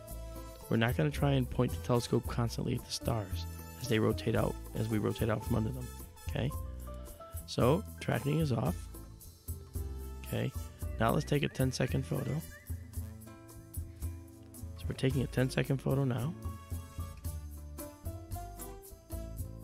Okay, and when it comes back, you're going to see something different. This is what you see. Okay, this is the photograph of the sky when taken for 10 seconds. Now, that's when the telescope drive is off. So we're no longer following the stars. So the telescope, along with the Earth, is rotating out from the stars. That means that the stars are going to trail this way as they move toward the west, because the Earth is rotating toward the east, so we're rotating out from under them. Now, if a geostationary satellite was in this image, it wouldn't show up as a dash, it would show up as a dot. All right, because it's going with us.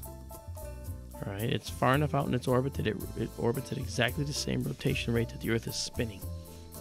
So that's why they stay in the same relative spot. Okay, so that said, if we turn back on the drive, right, all right, then we see something different. Actually, I'm turning back on the drive now. All right, so now we're tracking once again. Okay, now as we're tracking, now, okay, if we look, and if I were to take a photo now, and let's see if I can find a geostationary satellite. Where will it be? It'll be, oh, they're right about here, so we'd be lucky to find one, but let's see if we can find one. Let's go to this star here and see. I'm not sure we'll actually find one, but we found them before. So now we're going, and we're going to go to this bright star. And the idea is, if we can see a geostationary satellite, then we will be able to.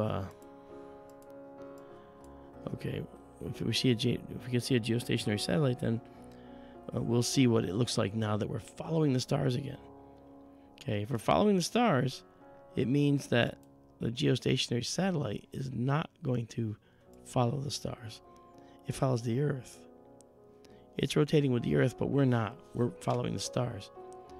Okay, so if I take a 15 seconds at 10,000 for this, but at 20,000, then we should see if there's any geostationary satellites in here. They're going to show up as faint dashes, faint lines, because they continue to follow the rotation of the Earth. We're following the stars. And so let's see if we caught one in here. I don't know if we did. But to find them, you actually go near the celestial equator. That's the place to go to find these.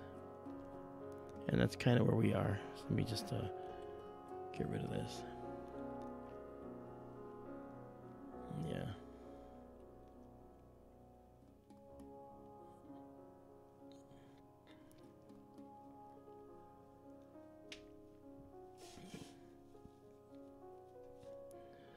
So let me look at the chat. Okay, we did not catch one this time, but let me see now.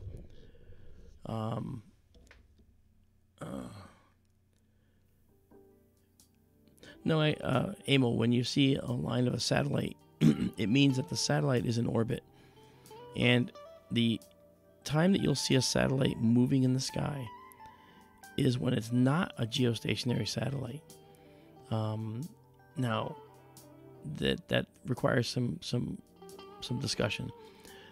If we photograph the sky at any time and we see a line of a satellite moving across, most likely what we're looking at is a satellite that's crossing through the path. It means it's in orbit and has a certain speed. Now, if it moves at the speed that the Earth is rotating, it means it's over 22,000 miles away, because that's how far out you have to go, how high the orbit has to be for its rotation, its orbital rate, to be the same rate as our day, so it stays over the same place on Earth. Now, with a telescope that's tracking the stars, that will still show up as a satellite that is moving across the stars, these geostationary ones, because we're following the stars. However, if I turn off the stars and I just do this shot again, when we do this shot, this basically doesn't track the sky anymore. But geostationary satellites in this view will be dots. They'll show up as dots. Okay? And we don't see any, so clearly I didn't get any. But there is another way to actually detect those. And I mean, we can certainly find one over time. I'm sure we'll catch one. But like I said, we saw a satellite zip through the field today, and that was a regular satellite, not a geostationary. Because it only moves, it would make the same size trail in the same amount of time as the stars would. So I think that's kind of cool.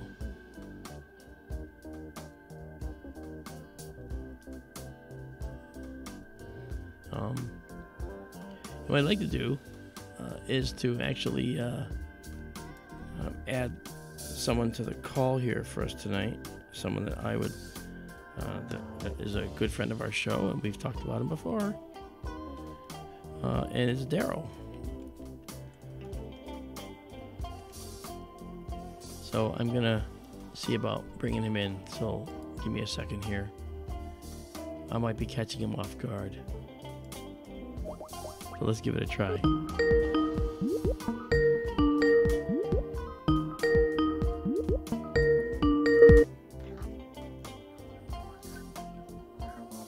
Is that you, Darryl? Yes, it is. All right. Hey, welcome to SkyTour LiveStream. Thanks for coming on board for a while. Oh, sure. No problem. I just thought of, Amanda's not here. If you need somebody to talk while you go out to the dome, let me know. That's cool. Do you want to hang? Okay. You want to hang on with me? Want to just hang on? Yeah, that's fine. Okay, I'll be here. Just let me know. Yeah, I don't have to go I'm to the still dome. lagging pretty badly. Are you? Yeah, let me turn off sound in the stream. All right. Okay. I don't hear anything now. I'll be here. Just let me know. No problem. So you're Okay. So I still hear sound in the background. What's that? Oh, I'm sorry. TV. Let me get that. Oh, okay. These this is what happens with smart folks. Okay, they multitask. They watch TV. They listen to streams. They have two ears. They figure, why not get both of them going, right? So that's fair. I get it. It's pretty cool. I didn't mean for him to go running off to do that, but I just wanted to know what it was. Okay, are you there? Yeah. Okay, better. Yeah. So tell me about Iwamoto. Now, have you seen Iwamoto? That's the comic. No, I have not. I just read about it a couple of days ago. I could send you a link. I saw it in Sky and Telescope. Okay. We're not live, are we? Yeah, we are. Oh, okay. Hello, everybody. Yeah, you're on the stream. Iwamoto, it's up in the... It's pretty much prime time for us right now, and I think it's supposed to improve over the next couple of weeks or a week or two. Okay. Let me go look it up, and can I get back with you? Sure, not a problem. It's, I believe it's up between Cancer and Leo right now, and I think when it's at its best, it's going to be right inside the sickle of Leo. So let me go find that, and I'll get back with you in just a sec. No worries. Okay, carry on. No worries. Bye, everybody. That's Darryl Mason. He's a friend of the show. Also, he's on SkyTour Radio with me on occasion, and Amanda. And he'll join in to discuss some things from the perspective of a person who has made his own telescopes and does astronomy for the love of it and so forth. Not that we don't all do that, but his perspective is somewhat unique, and so I like to have him on. He's a really good guy. I like to give him his moment. Well, thank you. Oh, I didn't know you were still there listening to me. Yeah, I'm here. Do all that. Okay, cool. Do you want me to mute? No. You're fine. Well, that's fine. I'll try to behave. I'll be quiet. You don't have to behave. I can mention, if you want to talk Iwamoto real quick. Sure. Comet passes perihelion on February 6th. And then sweeps nearest Earth on the 12th at a distance of just 0.3 astronomical unit. It should brighten to maybe mag 6.5 before fading back to 9 by early March. It is... I'm looking, bear with me just a second here. That's right. Okay, it's in Virgo right now, and then it's going to move to Western Leo in the coming week. And it is going to pass right through the sickle on the 13th, and then head toward Cancer, which is to its west. I'm not going to read the article online, but yeah, right now I see a photograph of it. It looks sort of like Comet Wirtanen 46P did. Yeah. Little fuzzball, but it supposedly has a small tail, and it's green like Wirtanen was, except for the tail. And it may be worth looking at here in a few days. I could well imagine you trying to image, or you imaging it, Mark. Yeah, no, I will if we can see it. I mean, Cancer is still in the murk a little bit right now, but it'll be up soon, higher. Yeah. Yeah, no, I mean, I think it's a great idea. I'll send you a link, and I'll shut up now. Go ahead and do your show. No, you're not. You don't have to shut up. You're not saying anything wrong. Enjoy your good company. You're good astronomy. You're good all around. So I don't ever have any complaints about you. Thank you. Here it comes. Okay, thank you. There it is. Okay. Well, carry on. Hi, everybody. We're just gonna go. If you have any requests, Darryl, let me know. Oh, sure.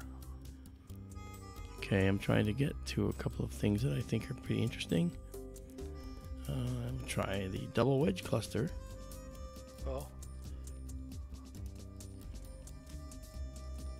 you know, since you started using Stellarium live, I have seen more clusters and nebulas up there in that part of the sky that I've never heard of before. I know.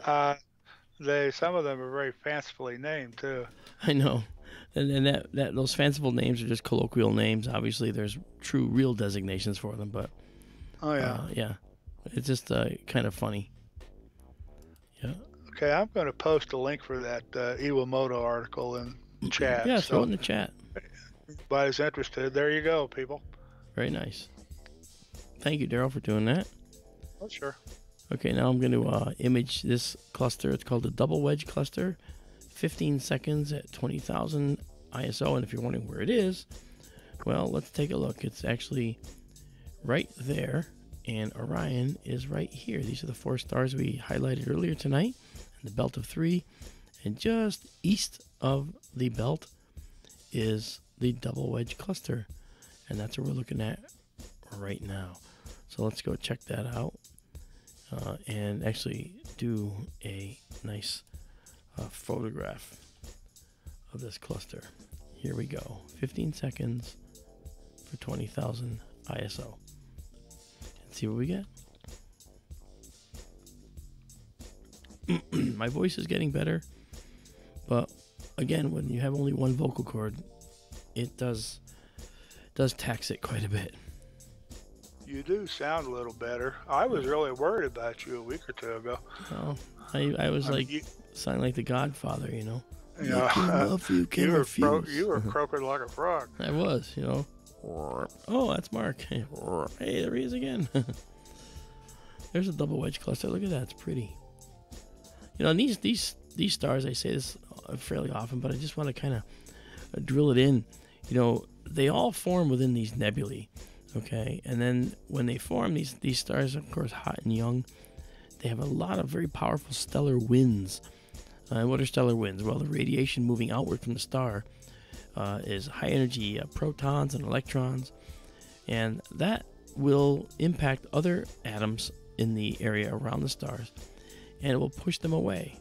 Okay, and if there's other hydrogen gas out there, well, hydrogen gas, which forms the basis of many nebulae, is just one proton and one electron.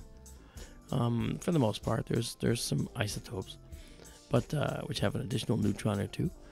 But these, for the most part, are just very, very lightweight atoms, and this stellar wind can blow those atoms away and push them well beyond the range of the ionization locations for the hydrogen. So that's why you don't see a red H2 or hydrogen gas region around every single cluster. You see one around a fair number of clusters, but not around every one of them.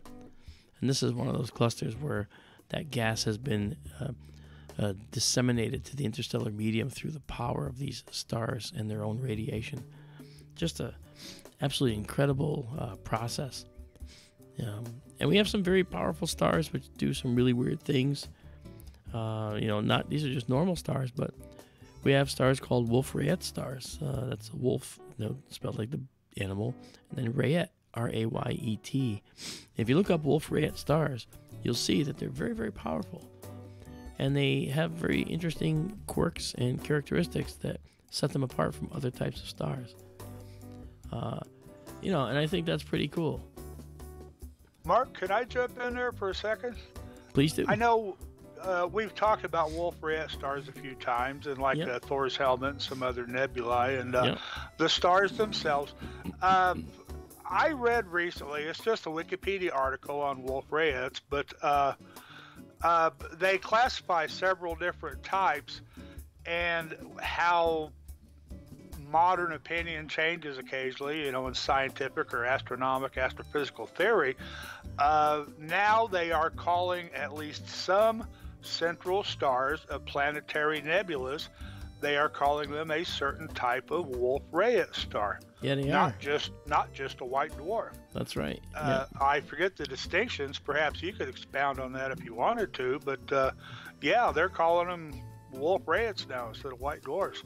Well, I assume because of their temperature, but who knows? Well, a lot of it has to do with, you know, how much hydrogen is present too, because when a star bloats into the red giant phase at the end of its cycle, the end of its life, it tends to slough off those outer layers.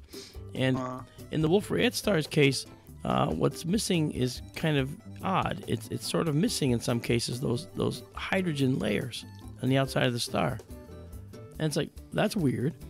And that was sort of like the first indicator that something different was going on. And the lack of hydrogen will sometimes lead to ionization that leads to a very characteristic color, like the blue we see in Thor's helmet when we look at Thor's helmet. And that blue is the oxygen 3, which is the doubly ionized oxygen that we're so familiar with. Now, we're also familiar with seeing that oxygen 3 in the regular planetary nebulae, like the Dumbbell Nebula that we so often see, the hourglass shape that looks so beautiful in the summer sky. So the Dumbbell has that too. So, you know, is the core of the Dumbbell a Wolf-Rayet star? Well, there's some hydrogen in that outer envelope, but Wolf-Rayets are not totally devoid of hydrogen. In fact, only one type is devoid somewhat. So there's a lot of interest in trying to determine what a Wolf-Rayet is and what it isn't is really kind of a part of the new science. And it depends heavily on spectroscopy and the study of the stellar temperatures. So. Yeah, well, you know, again, I've been doing this a long time, and I guess theories change or whatever the new hotness is. I always thought of planetary nebulas and their central stars as very old. But as I understand it, Wolf-Rayet stars are very young, and yet they're calling them Wolf-Rayet stars in planetary nebulas. Yeah. Just trying to, you know, resolve the difference between the two. Well, clearly the two exist. You know, there are old stars that when they die, they do slough off their outer layers. And then there's young stars that do the same thing, but for very different reasons. Obviously, you know, it's just their path of evolution. We should probably go through Wolf-Rayets at some point in SkyTour LiveStream and in SkyTour Radio again. We did talk about them in SkyTour Radio, and we did actually discuss them several times in SkyTour LiveStream. So we might do well to do that. Hey, Amanda's in the room, and she says that image you have up, is that a satellite streak? She says she sees under the star, if you still have the same image up there. Are we seeing this? She's seeing this? A little tiny streak under that brightest star, a little bit left of center. Yeah, no, I'm not sure about that. I think that's actually just a little asterism, but we can see, because we can take another photo right now and see if it shows up again. What I'll do is I'm going to take that photo by actually moving us just a little bit eastward. Okay, so now we're in a different location, and now I'll take that picture again and see if we see it. Cool. If it's still there, well, then it's part of the field. If it's not, then Amanda has an eagle eye. Yeah. Amanda, we did see three exposures of a satellite earlier. We're finding out right now, per your last question, I see, is that a satellite streak under the star? Well, Where Mark's taking another picture. I guess we'll find out here in a second. well, that's interesting. Take a look. This is the old one. Okay, and there's the picture right there. And here's the new one. Nothing. So I think we have to say that it's Eagle Eye Amanda. Eagle Eye Amanda. Right? Because look at. Right? There it is. I'm still lagging behind you pretty badly, so I still see the first image right now. Okay. Well, yeah. Yeah, let me hit live again. I've been hitting live all night, and it keeps fading on me. Well, actually, you'll be 30 seconds in general behind me. Okay. And normally what I'll do is I'll share my screen with you. So if I do that right now, let me actually do that, and then I think you'll see that you'll see what I'm seeing. Very good. Okay, so now I'm going to start sharing screen and system sounds. All right. So now the screen is being shared. You should see this. All right. You see my screen now? Yeah. Okay. All right. Well, so now you'll see things instantly at the same time that I see them. Very good. Yeah. And yes, I see that it's gone. Yeah, you see it's gone. And see, it's back. All right. So clearly Amanda caught something that was there. Yay, Amanda. Yeah. I did ask her if she wants to join in, and she has not answered me. So I assume that's her way of saying no. Oh. But that's okay. You know, she's welcome to join us if she wants. But I'm not sure why she's not answering me. But it's okay. Anyway, so now let's go back to the planetarium view and check out some things. We're at the Double Wedge cluster. And there's another cluster right near it, which is NGC 2250. See it? And NGC 2250 is another fun place to go. And let's go check it out. I like these clusters because we're actually seeing clusters that are very much the foundational elements of the universe, because they are what create the stars. These clusters of gas, or the gas clouds, create the stars. The stars create the elements, and when the stars destroy themselves, they move themselves, out of the universe and into a realm of being a supplier of elements for our periodic table, which I think is just cool.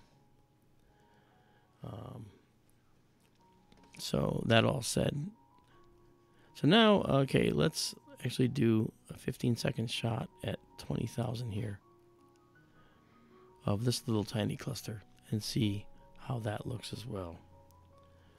And 15 seconds at 20,000 is more than enough to see these faint guys.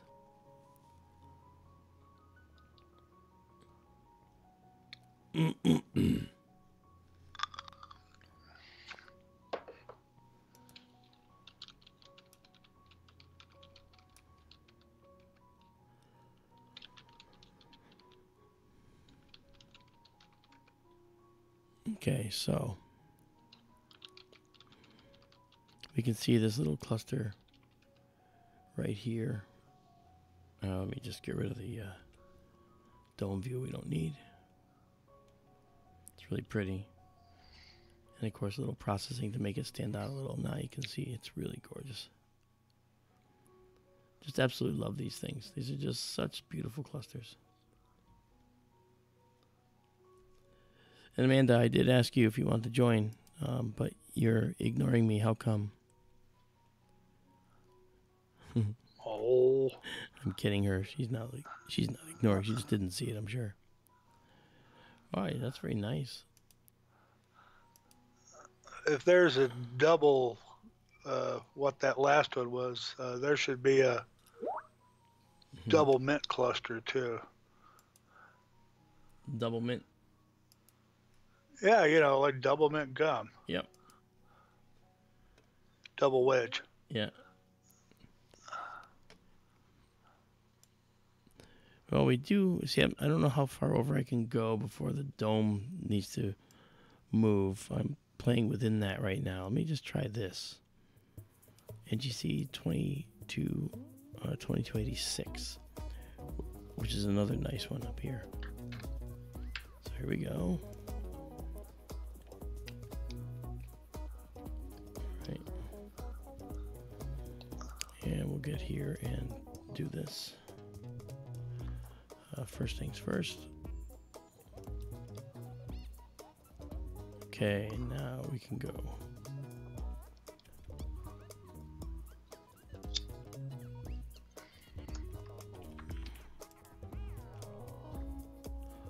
Okay, hold on. All right, here we go. All right, we're pulling in. All right. Hang on, Darryl. I'm going to add Amanda to the call. Okay.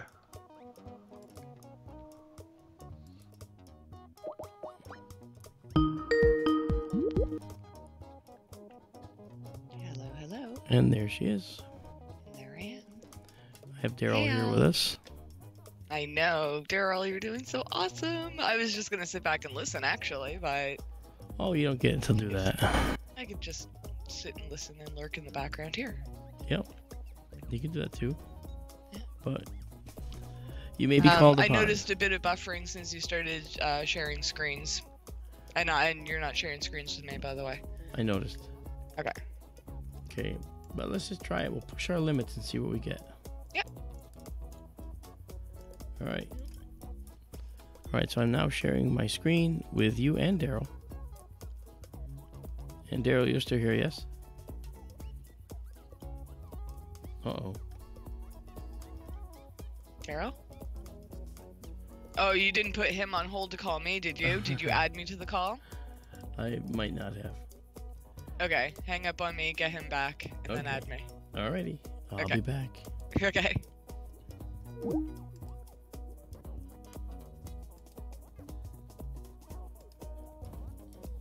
You still there? Hello? Yeah, you still there? Okay. I'm here. Can you hear me now? Yeah, I hear you fine. Okay. Is Amanda here? Not yet. I have to add her to the call. I'm trying to figure out how to do that in here. Just a warning. I'm still buffering badly. So I don't know if I'm in sync with everybody or not. Okay. Yeah, I'm trying to just trying to figure out how to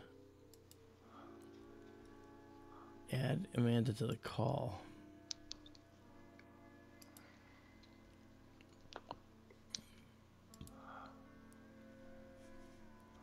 Yeah, I can't figure out how to do that. Maybe I can. Huh. This is funny. Usually, you know, Bill takes care of this when we're doing our producing, so I've never had to do it myself. First time for everything. I know it.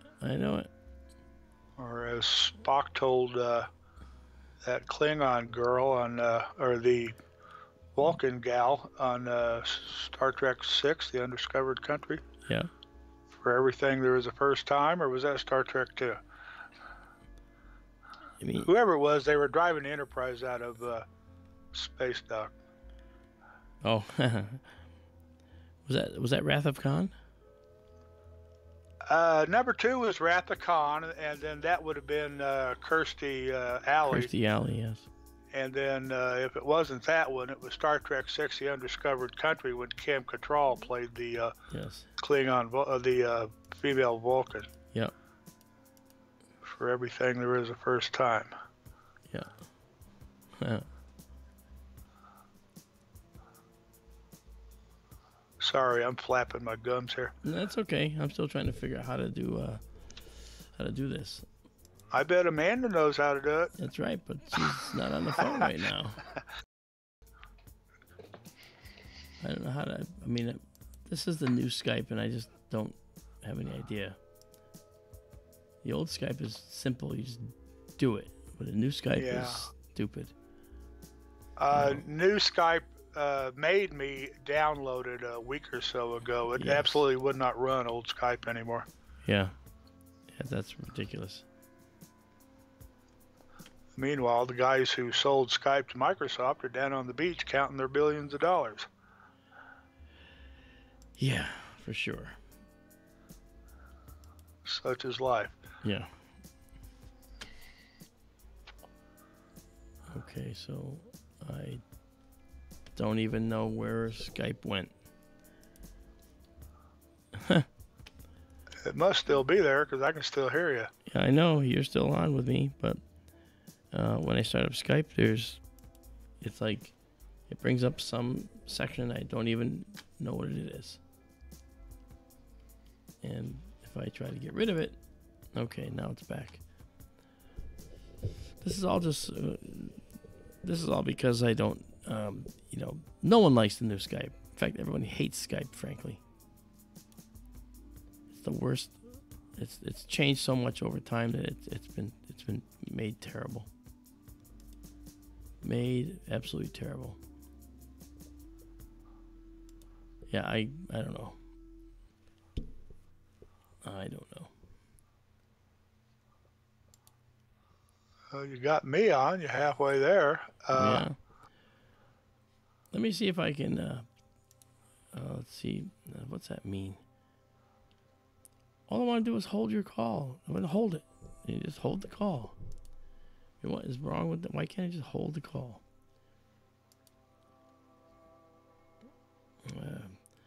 Okay. All right. I found hold call. Can you hold on a second? Sure. All right, hold on. Yeah, folks. This is maddening, isn't it? All right. So now we're going to call Amanda again. And I'm going to do it now.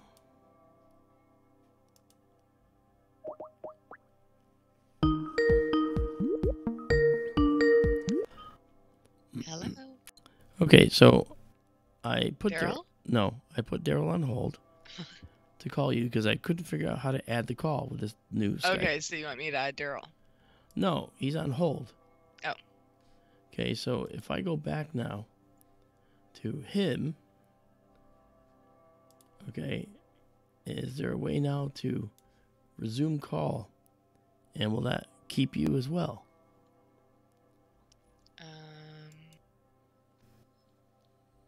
Are you there? I'm here. Okay. And Amanda, are you there? And she's not. Oh my gosh. Okay, you know what? I basically give up. You want me to drop out? Then you can just call her. Yeah, okay, then she'll call you back. Okay, that's fine. All right. I'm going to disconnect. Okay, bye. Bye.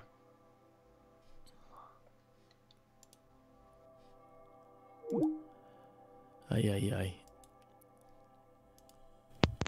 Are you there? Let me see. Hold on. Okay. There's buffering going on as well for a lot of people, so I'm not sure why. Everybody try to refresh and let me know if there's buffering right now, because I made a change here.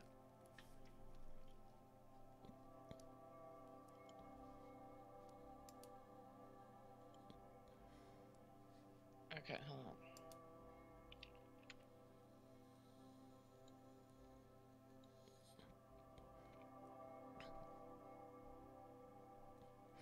Okay, and let me see if this works. Okay. Okay. I just started. Okay. Can you both see this? I just started a new group conversation, and you and Darryl are both in it. Now, Okay. how do I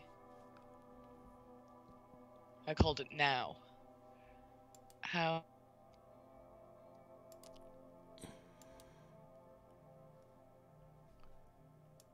What the heck? Ay. This is maddening, folks, so I apologize for this. I do not know what's going on. I do not know.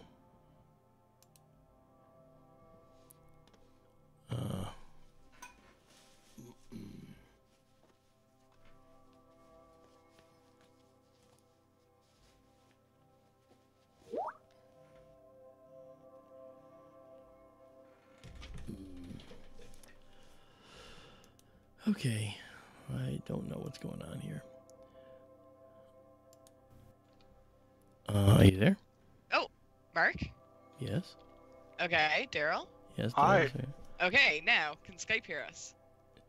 Well, Skype hears us, but people are saying like it's buffering big time. Oh, yeah. I just went back and it set off stream. Okay, Wow. don't share your screens anymore. I'm not. I Because it haven't seemed been. because it seemed like that's when it started acting up.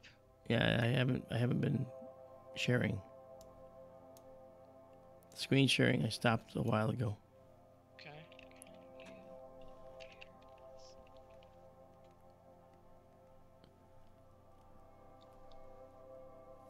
So I'm not sure what is called. I mean, I have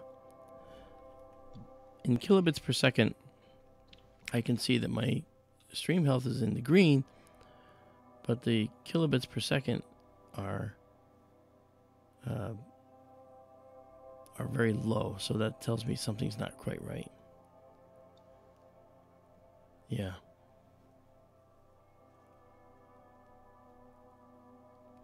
The stream got off the air. Well, I know it's kind of off the air, but I'm trying to figure out why it's doing this.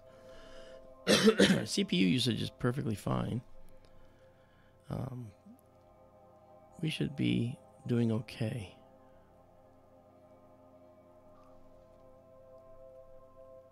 Okay, seems like we actually have some pretty good throughput right now.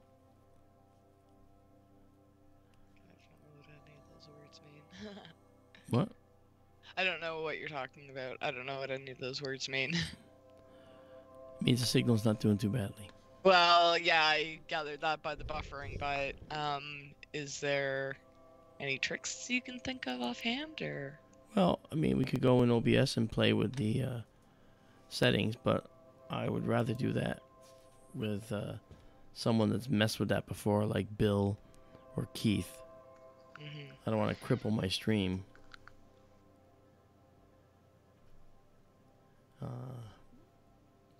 So if you go back to the stream, if you look online, is the stream still alive?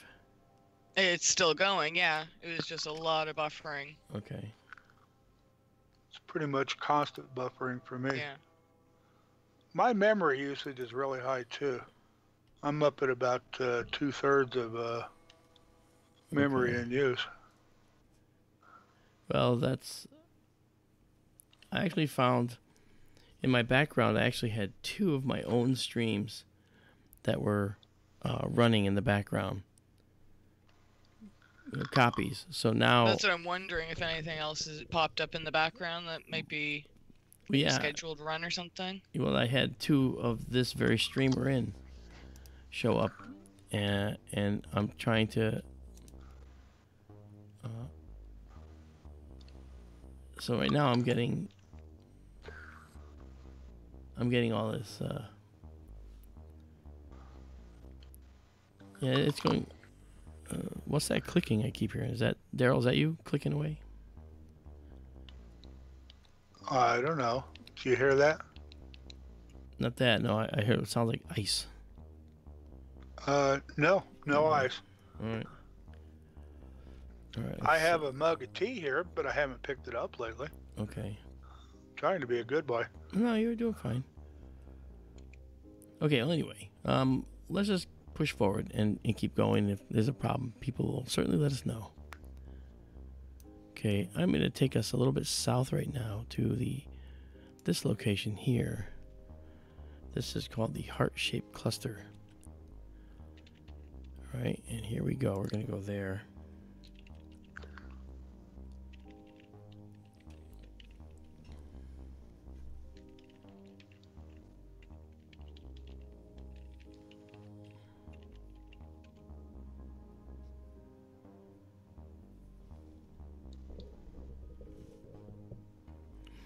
Okay, so we're good here. And I'm actually going to be, incidentally, after this stream, I will be digging into all the computers that are in the chain of command that brings the stream to you and find out if there's anything going on in any of the processes that might cause this to slow down a little. Amanda, you're still here, yes? I'm here. Oh, good. We didn't lose everybody again. All right. Just an awful lot of buffering, and I don't have any solutions. I don't know any of this tech stuff. Other than extra programs running, I don't know what else could be causing it. Is it still buffering? Yeah. No, it doesn't seem as bad, but... I don't know. I'm down to 144p on the settings, and it's still buffering for me. Okay. Okay, because I'm doing... I'm sitting here with a throughput of 3,000 kilobits per second in the green, so it's actually not doing it's not doing poorly here. Okay, so this is this guy. No Life 2692 said buffering stop awesome. That mean he's getting it now? Yeah, the buffering, the frequency slowed down for me. I mean, it was like every 2 or 3 seconds. Now it seems to be every 10, and it's looking better. I mean, I don't want to jinx it, but... Well, we're at 3,400 kilobits per second constantly for throughput, so I think we're doing better. It's okay. I'm letting it keep going, and I'm just gonna keep moving forward, just to see what we got. Okay, this is beautiful. This is the heart-shaped cluster, and why they call it a heart-shaped cluster, I don't know, but we can see this beautiful orange star here, probably a K star, which is in the cluster. The cluster is a young cluster, but this star is a K star, maybe more evolved, and it doesn't belong in this cluster, which means it's probably either in the foreground or far away in the background, not part of the cluster. Okay. I think we're good again. Good. Good. Yes. We need to be good. We need to be good. All right, so that's the heart-shaped cluster. Now let's get down to some of the others that are down further south. And we look further south, okay, we're actually talking about down around 40 degrees above the horizon in that region. So this is the cluster that you were talking about before, Darryl. I was? Yes. The double mint cluster? Yes. The double mint gum cluster? I was singing that little jingle in my head when I was listening back, waiting to be called again. Double your pleasure, double your fun. No? No, but that's okay. That was a big campaign. That was a really big commercial. I know. All the twins. Hey, Carolina's Sky Astronomy. We're actually looking at a variety of clusters in the Orion region. We looked at a few nebulae, of course, and naturally, the Orion Nebula is a natural thing to look at. We talked about the emission versus reflection nebula in the Orion Nebula, and now we're moving to, right now, this is the double mint cluster, and we're going to take an exposure of 15 seconds at an ISO of 20,000, and then we'll be able to check it out and then do some image processing on it. And we do like an automatic noise removal process too, which you'll actually see when the cluster photo comes in. You'll actually watch the little squares of the image get refined as we get rid of the noise. There they are. There go the squares, see? And those squares take away all that noise. Yeah, and there is the double mint cluster. Actually, let me show it to you the way it should be, and then with a little processing to give us an instant better view. And we can play with that. So you see again this beautiful cluster sitting here.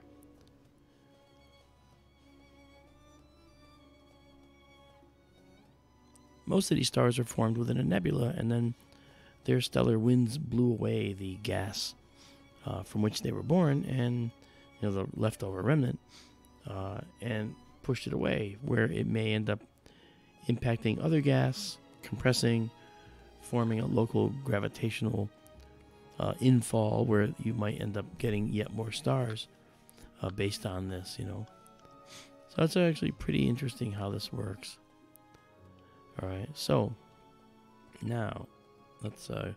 This is what it looks like without processing, and then if we just look at it without much of anything, we see it like this. Now we can actually do a live video where we can actually bring it in and see how it looks basically to the eye, and we can keep going. All right, we see these fringes here. These are what are called amplifier noise locations within the camera, but we're asking the camera to show us the sky at a high ISO, so that causes some issues.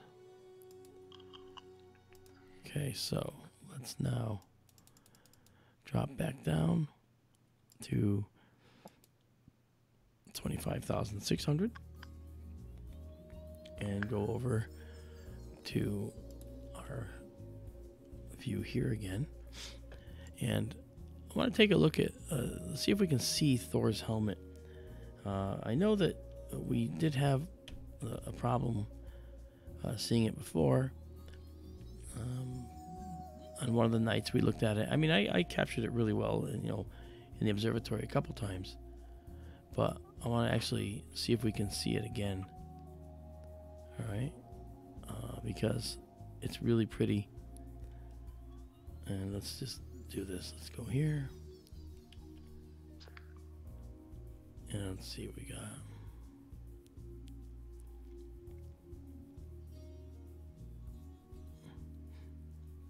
I don't think we moved. Let me make sure. I think that the problem is that we have to make sure the telescope thinks it's off. This is another little quirk of the system that I have to make sure it doesn't impact us. It usually doesn't. Okay, so now we can go over to Thor's helmet.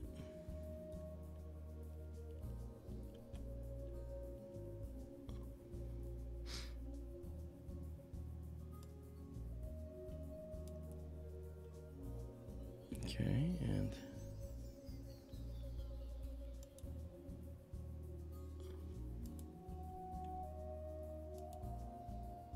here we go.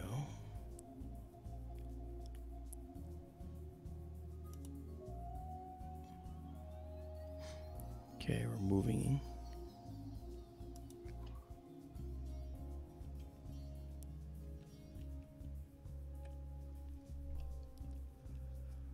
Looks like the telescope is aiming out of the bottom slot pretty well. Based on the view here, it looks like we're doing okay. Hey, Dee Dee. So good to see you.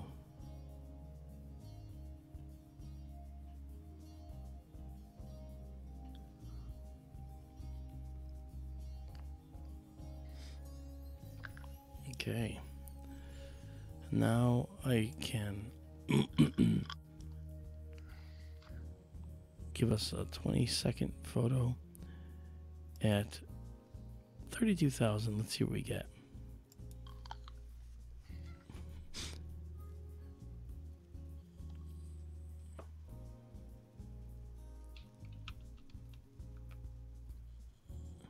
Okay. This is Thor's helmet. This is an area where Darryl and I were talking about earlier. It's a very high energy star that's blowing out its outer envelope, and it's a place in the universe where you would not want to be, because what's here is an extremely hot location, and this is that location here. This is that blue doubly ionized oxygen envelope being blown out by the Wolf-Rayet star. And I have to look on the map to actually see which one of these stars is the progenitor, the one that actually causes this. It might be one of these stars here, one of these, this one, or possibly a star that we can't see. I'm not sure. I have to find it. Do you know which one it is, Darryl, by chance? Darryl? Unmute. He's talking. He's on mute. Yeah, I bet he does know. Uh-oh. Yeah. Is he gone? I didn't hear him drop. Hold on.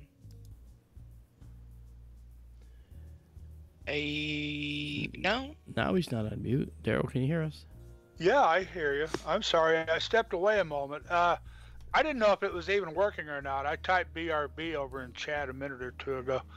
I just came back. Can you hear me? Yeah, yeah. Okay. Oh, I see it now. Sorry.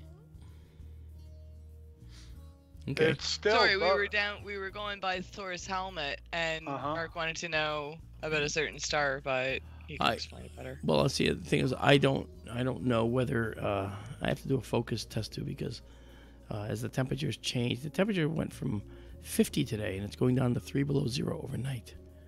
Ooh, yeah, that could be part of the buffering issues. Well, I don't know about that, but I do know that it's certainly making the focus off a little. I can see these stars are out of focus, and as the temperature drops, the focus will change. So we got to be careful with that. So I'm gonna have to do a focus change. Actually, Amanda, can you take over for a couple seconds while I go check in the dome for a sec? Sure. All right, you and Darryl can have a... I was gonna say I'm just gonna throw it to Darryl. So No, not at all. Let's have a dance party. I'll be right back. Ooh. Hi, Amanda. Hi. Missed you at your stream today.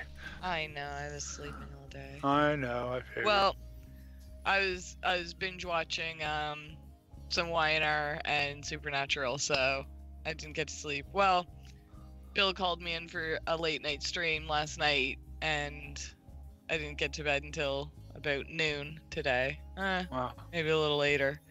And then I'm just getting up now and see I missed my show, I missed the stream. I was quite content to just sit back and let you guys go. Oh, it's always more fun with you here. Oh, I don't know about that. Oh, I'm sure just it going is. to be a quiet spectator, and see, that's the thing. I like hearing conversations, and then I can jump in with a question when I hear something, when something sparks my mind, but, you know, a lot of the stuff Mark talks about, I don't really have good questions, so I'm trying to understand what he's explaining, you know what I mean? Like, You're getting there, though. Oh, I know what you mean. But you've come so far, Oh, and I'm sure you will continue to, advance in the field. Are we live right now? Can chat hear us? Chat can hear us, yeah. Hi, chat. Hi, chat. Yeah, it seems to be working for me at the moment, but I'm still lagging terribly. Yeah. My screen says 21:44:27, I think, and my clock says it's 53 after my time. So I'm way out of time with what's on the screen. Yeah, I know. I even refreshed and I was still lagging. Yeah, I refreshed a bunch of times. Yeah. So, sorry about that, guys, but welcome to live radio. Yeah, I was wondering if I need to reboot or something. Well, I don't think anything on your end would really affect Mark's OBS or Mark's stream, you know? Yeah, I mean, it might cause issues for you, but...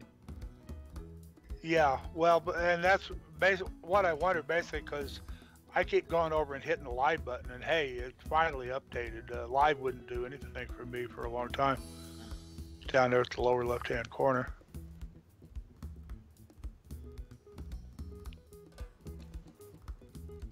I hope everyone's having a good time. It's Friday night. Hope everyone's gonna have a good weekend. It's a wonderful way to start off. Shameless plug. Skywatcher, our good friend Bill. Skywatcher's Midnight Metal Madness is starting at midnight Eastern on Earth Radio. Rock on. So do check that out. It's a 3-hour show. It's not just heavy metal, but some classic rock. 3-hour shows, she said innocently.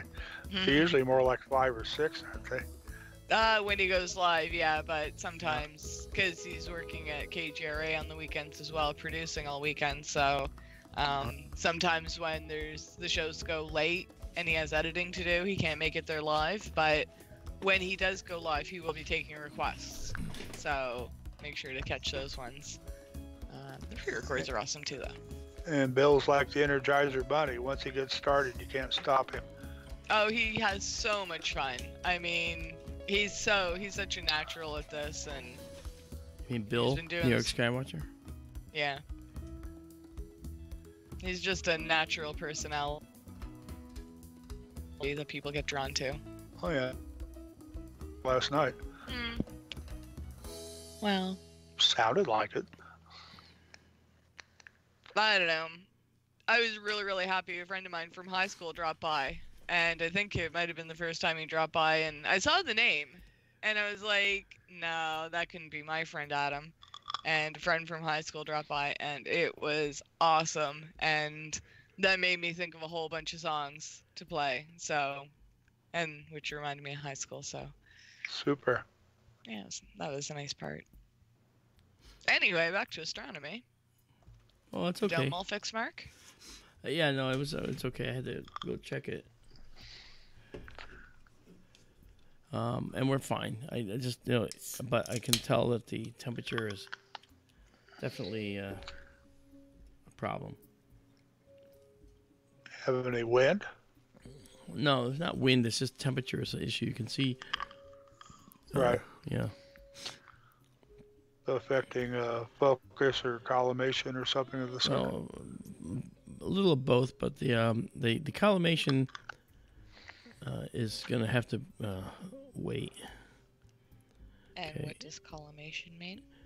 It's aligning the mirrors in a telescope so that they're exactly aligned with each other in just the right way. Produces optimal images. Yes. Okay, so let me actually use this as a. Darryl, I'm hearing like this weird clacking every 10 seconds or so from your mic. I'm not sure if it's the mic or whatever, but just so you know. I don't know. I'm just sitting here. Okay, I'll tell you when I hear it, so then you'll know where it's coming from. All right. All right. Okay, so this star is the star I'm going to focus. I've done a zoomed view, guys, so that I could actually focus. So this star right there. So now I'm going to use the focusing keys. Okay, right there, I just heard it.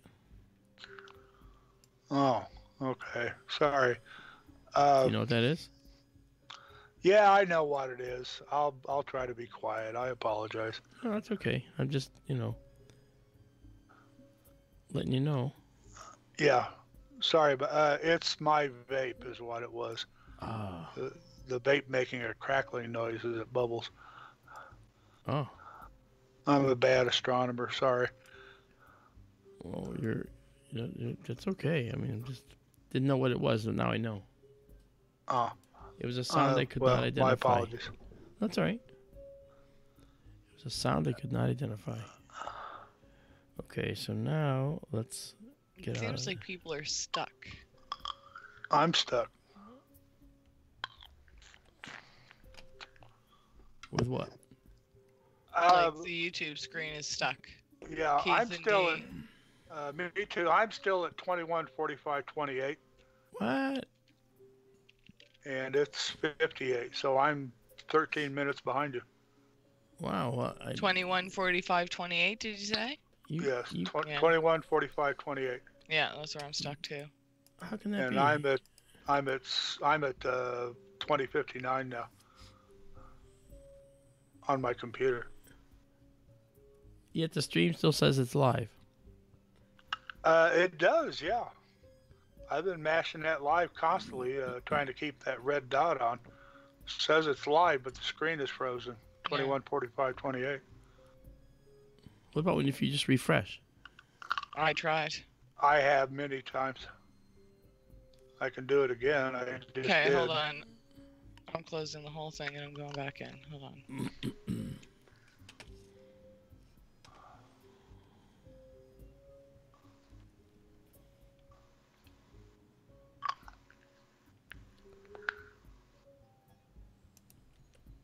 No. Oh, still there. Still frozen. So you're not seeing any of the stuff. Oh! Mine just clicked over. Mine did too, yeah. 215019. Still lagging. Well, it's 2212 is what it should be. Yeah. Okay. I'm Minutes behind. yes, I'm 215019 right now. Me too. I do see a little blue thing on the screen. Is that Thor's helmet? From many, many minutes ago, yeah. Am I jinxing you? I don't know what it is. I do not understand why this is doing what it's doing.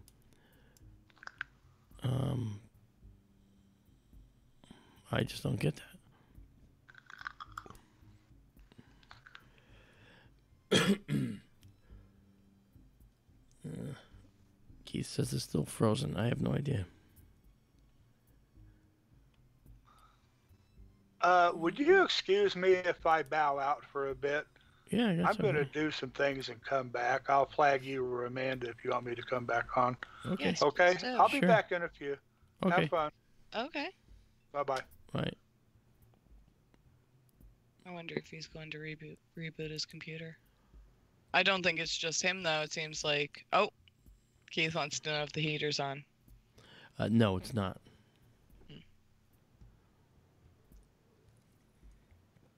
For those listening, we discovered that the heater in my office emits a frequency that does not play well with my computer, which is very odd, and it would cause a number of issues to occur. So, and people watching on 144p is just not acceptable.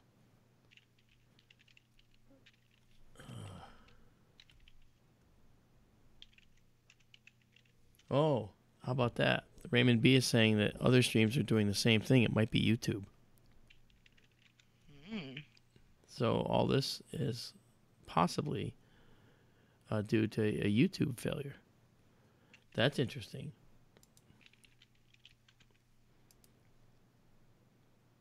Interesting. Well, that, in a sense, that makes me feel better. Yeah.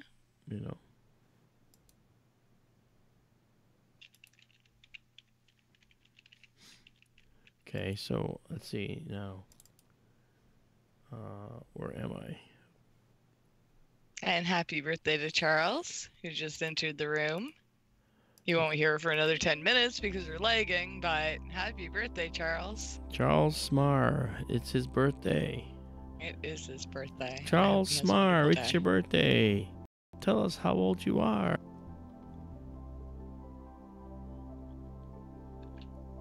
Very good. Okay, so. Band is saying other streams are buffering tonight too. You're welcome, Charles. Okay, you know what? That works for me. Knowing that it's not just me is actually very, very important. So we're trying to figure out a problem that is something that's beyond our control.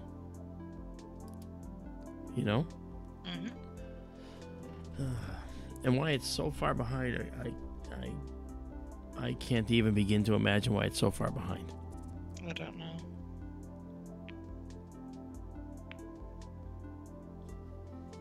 But that said, I am going to share the screen now. So now you're live with me. And that way, I think that's actually better. Ow! Sorry, my cat just scratched me. So many problems. A cat scratched you. It hurt. And now you'll end up with cat scratch fever. No, you won't. Which is kind of funny.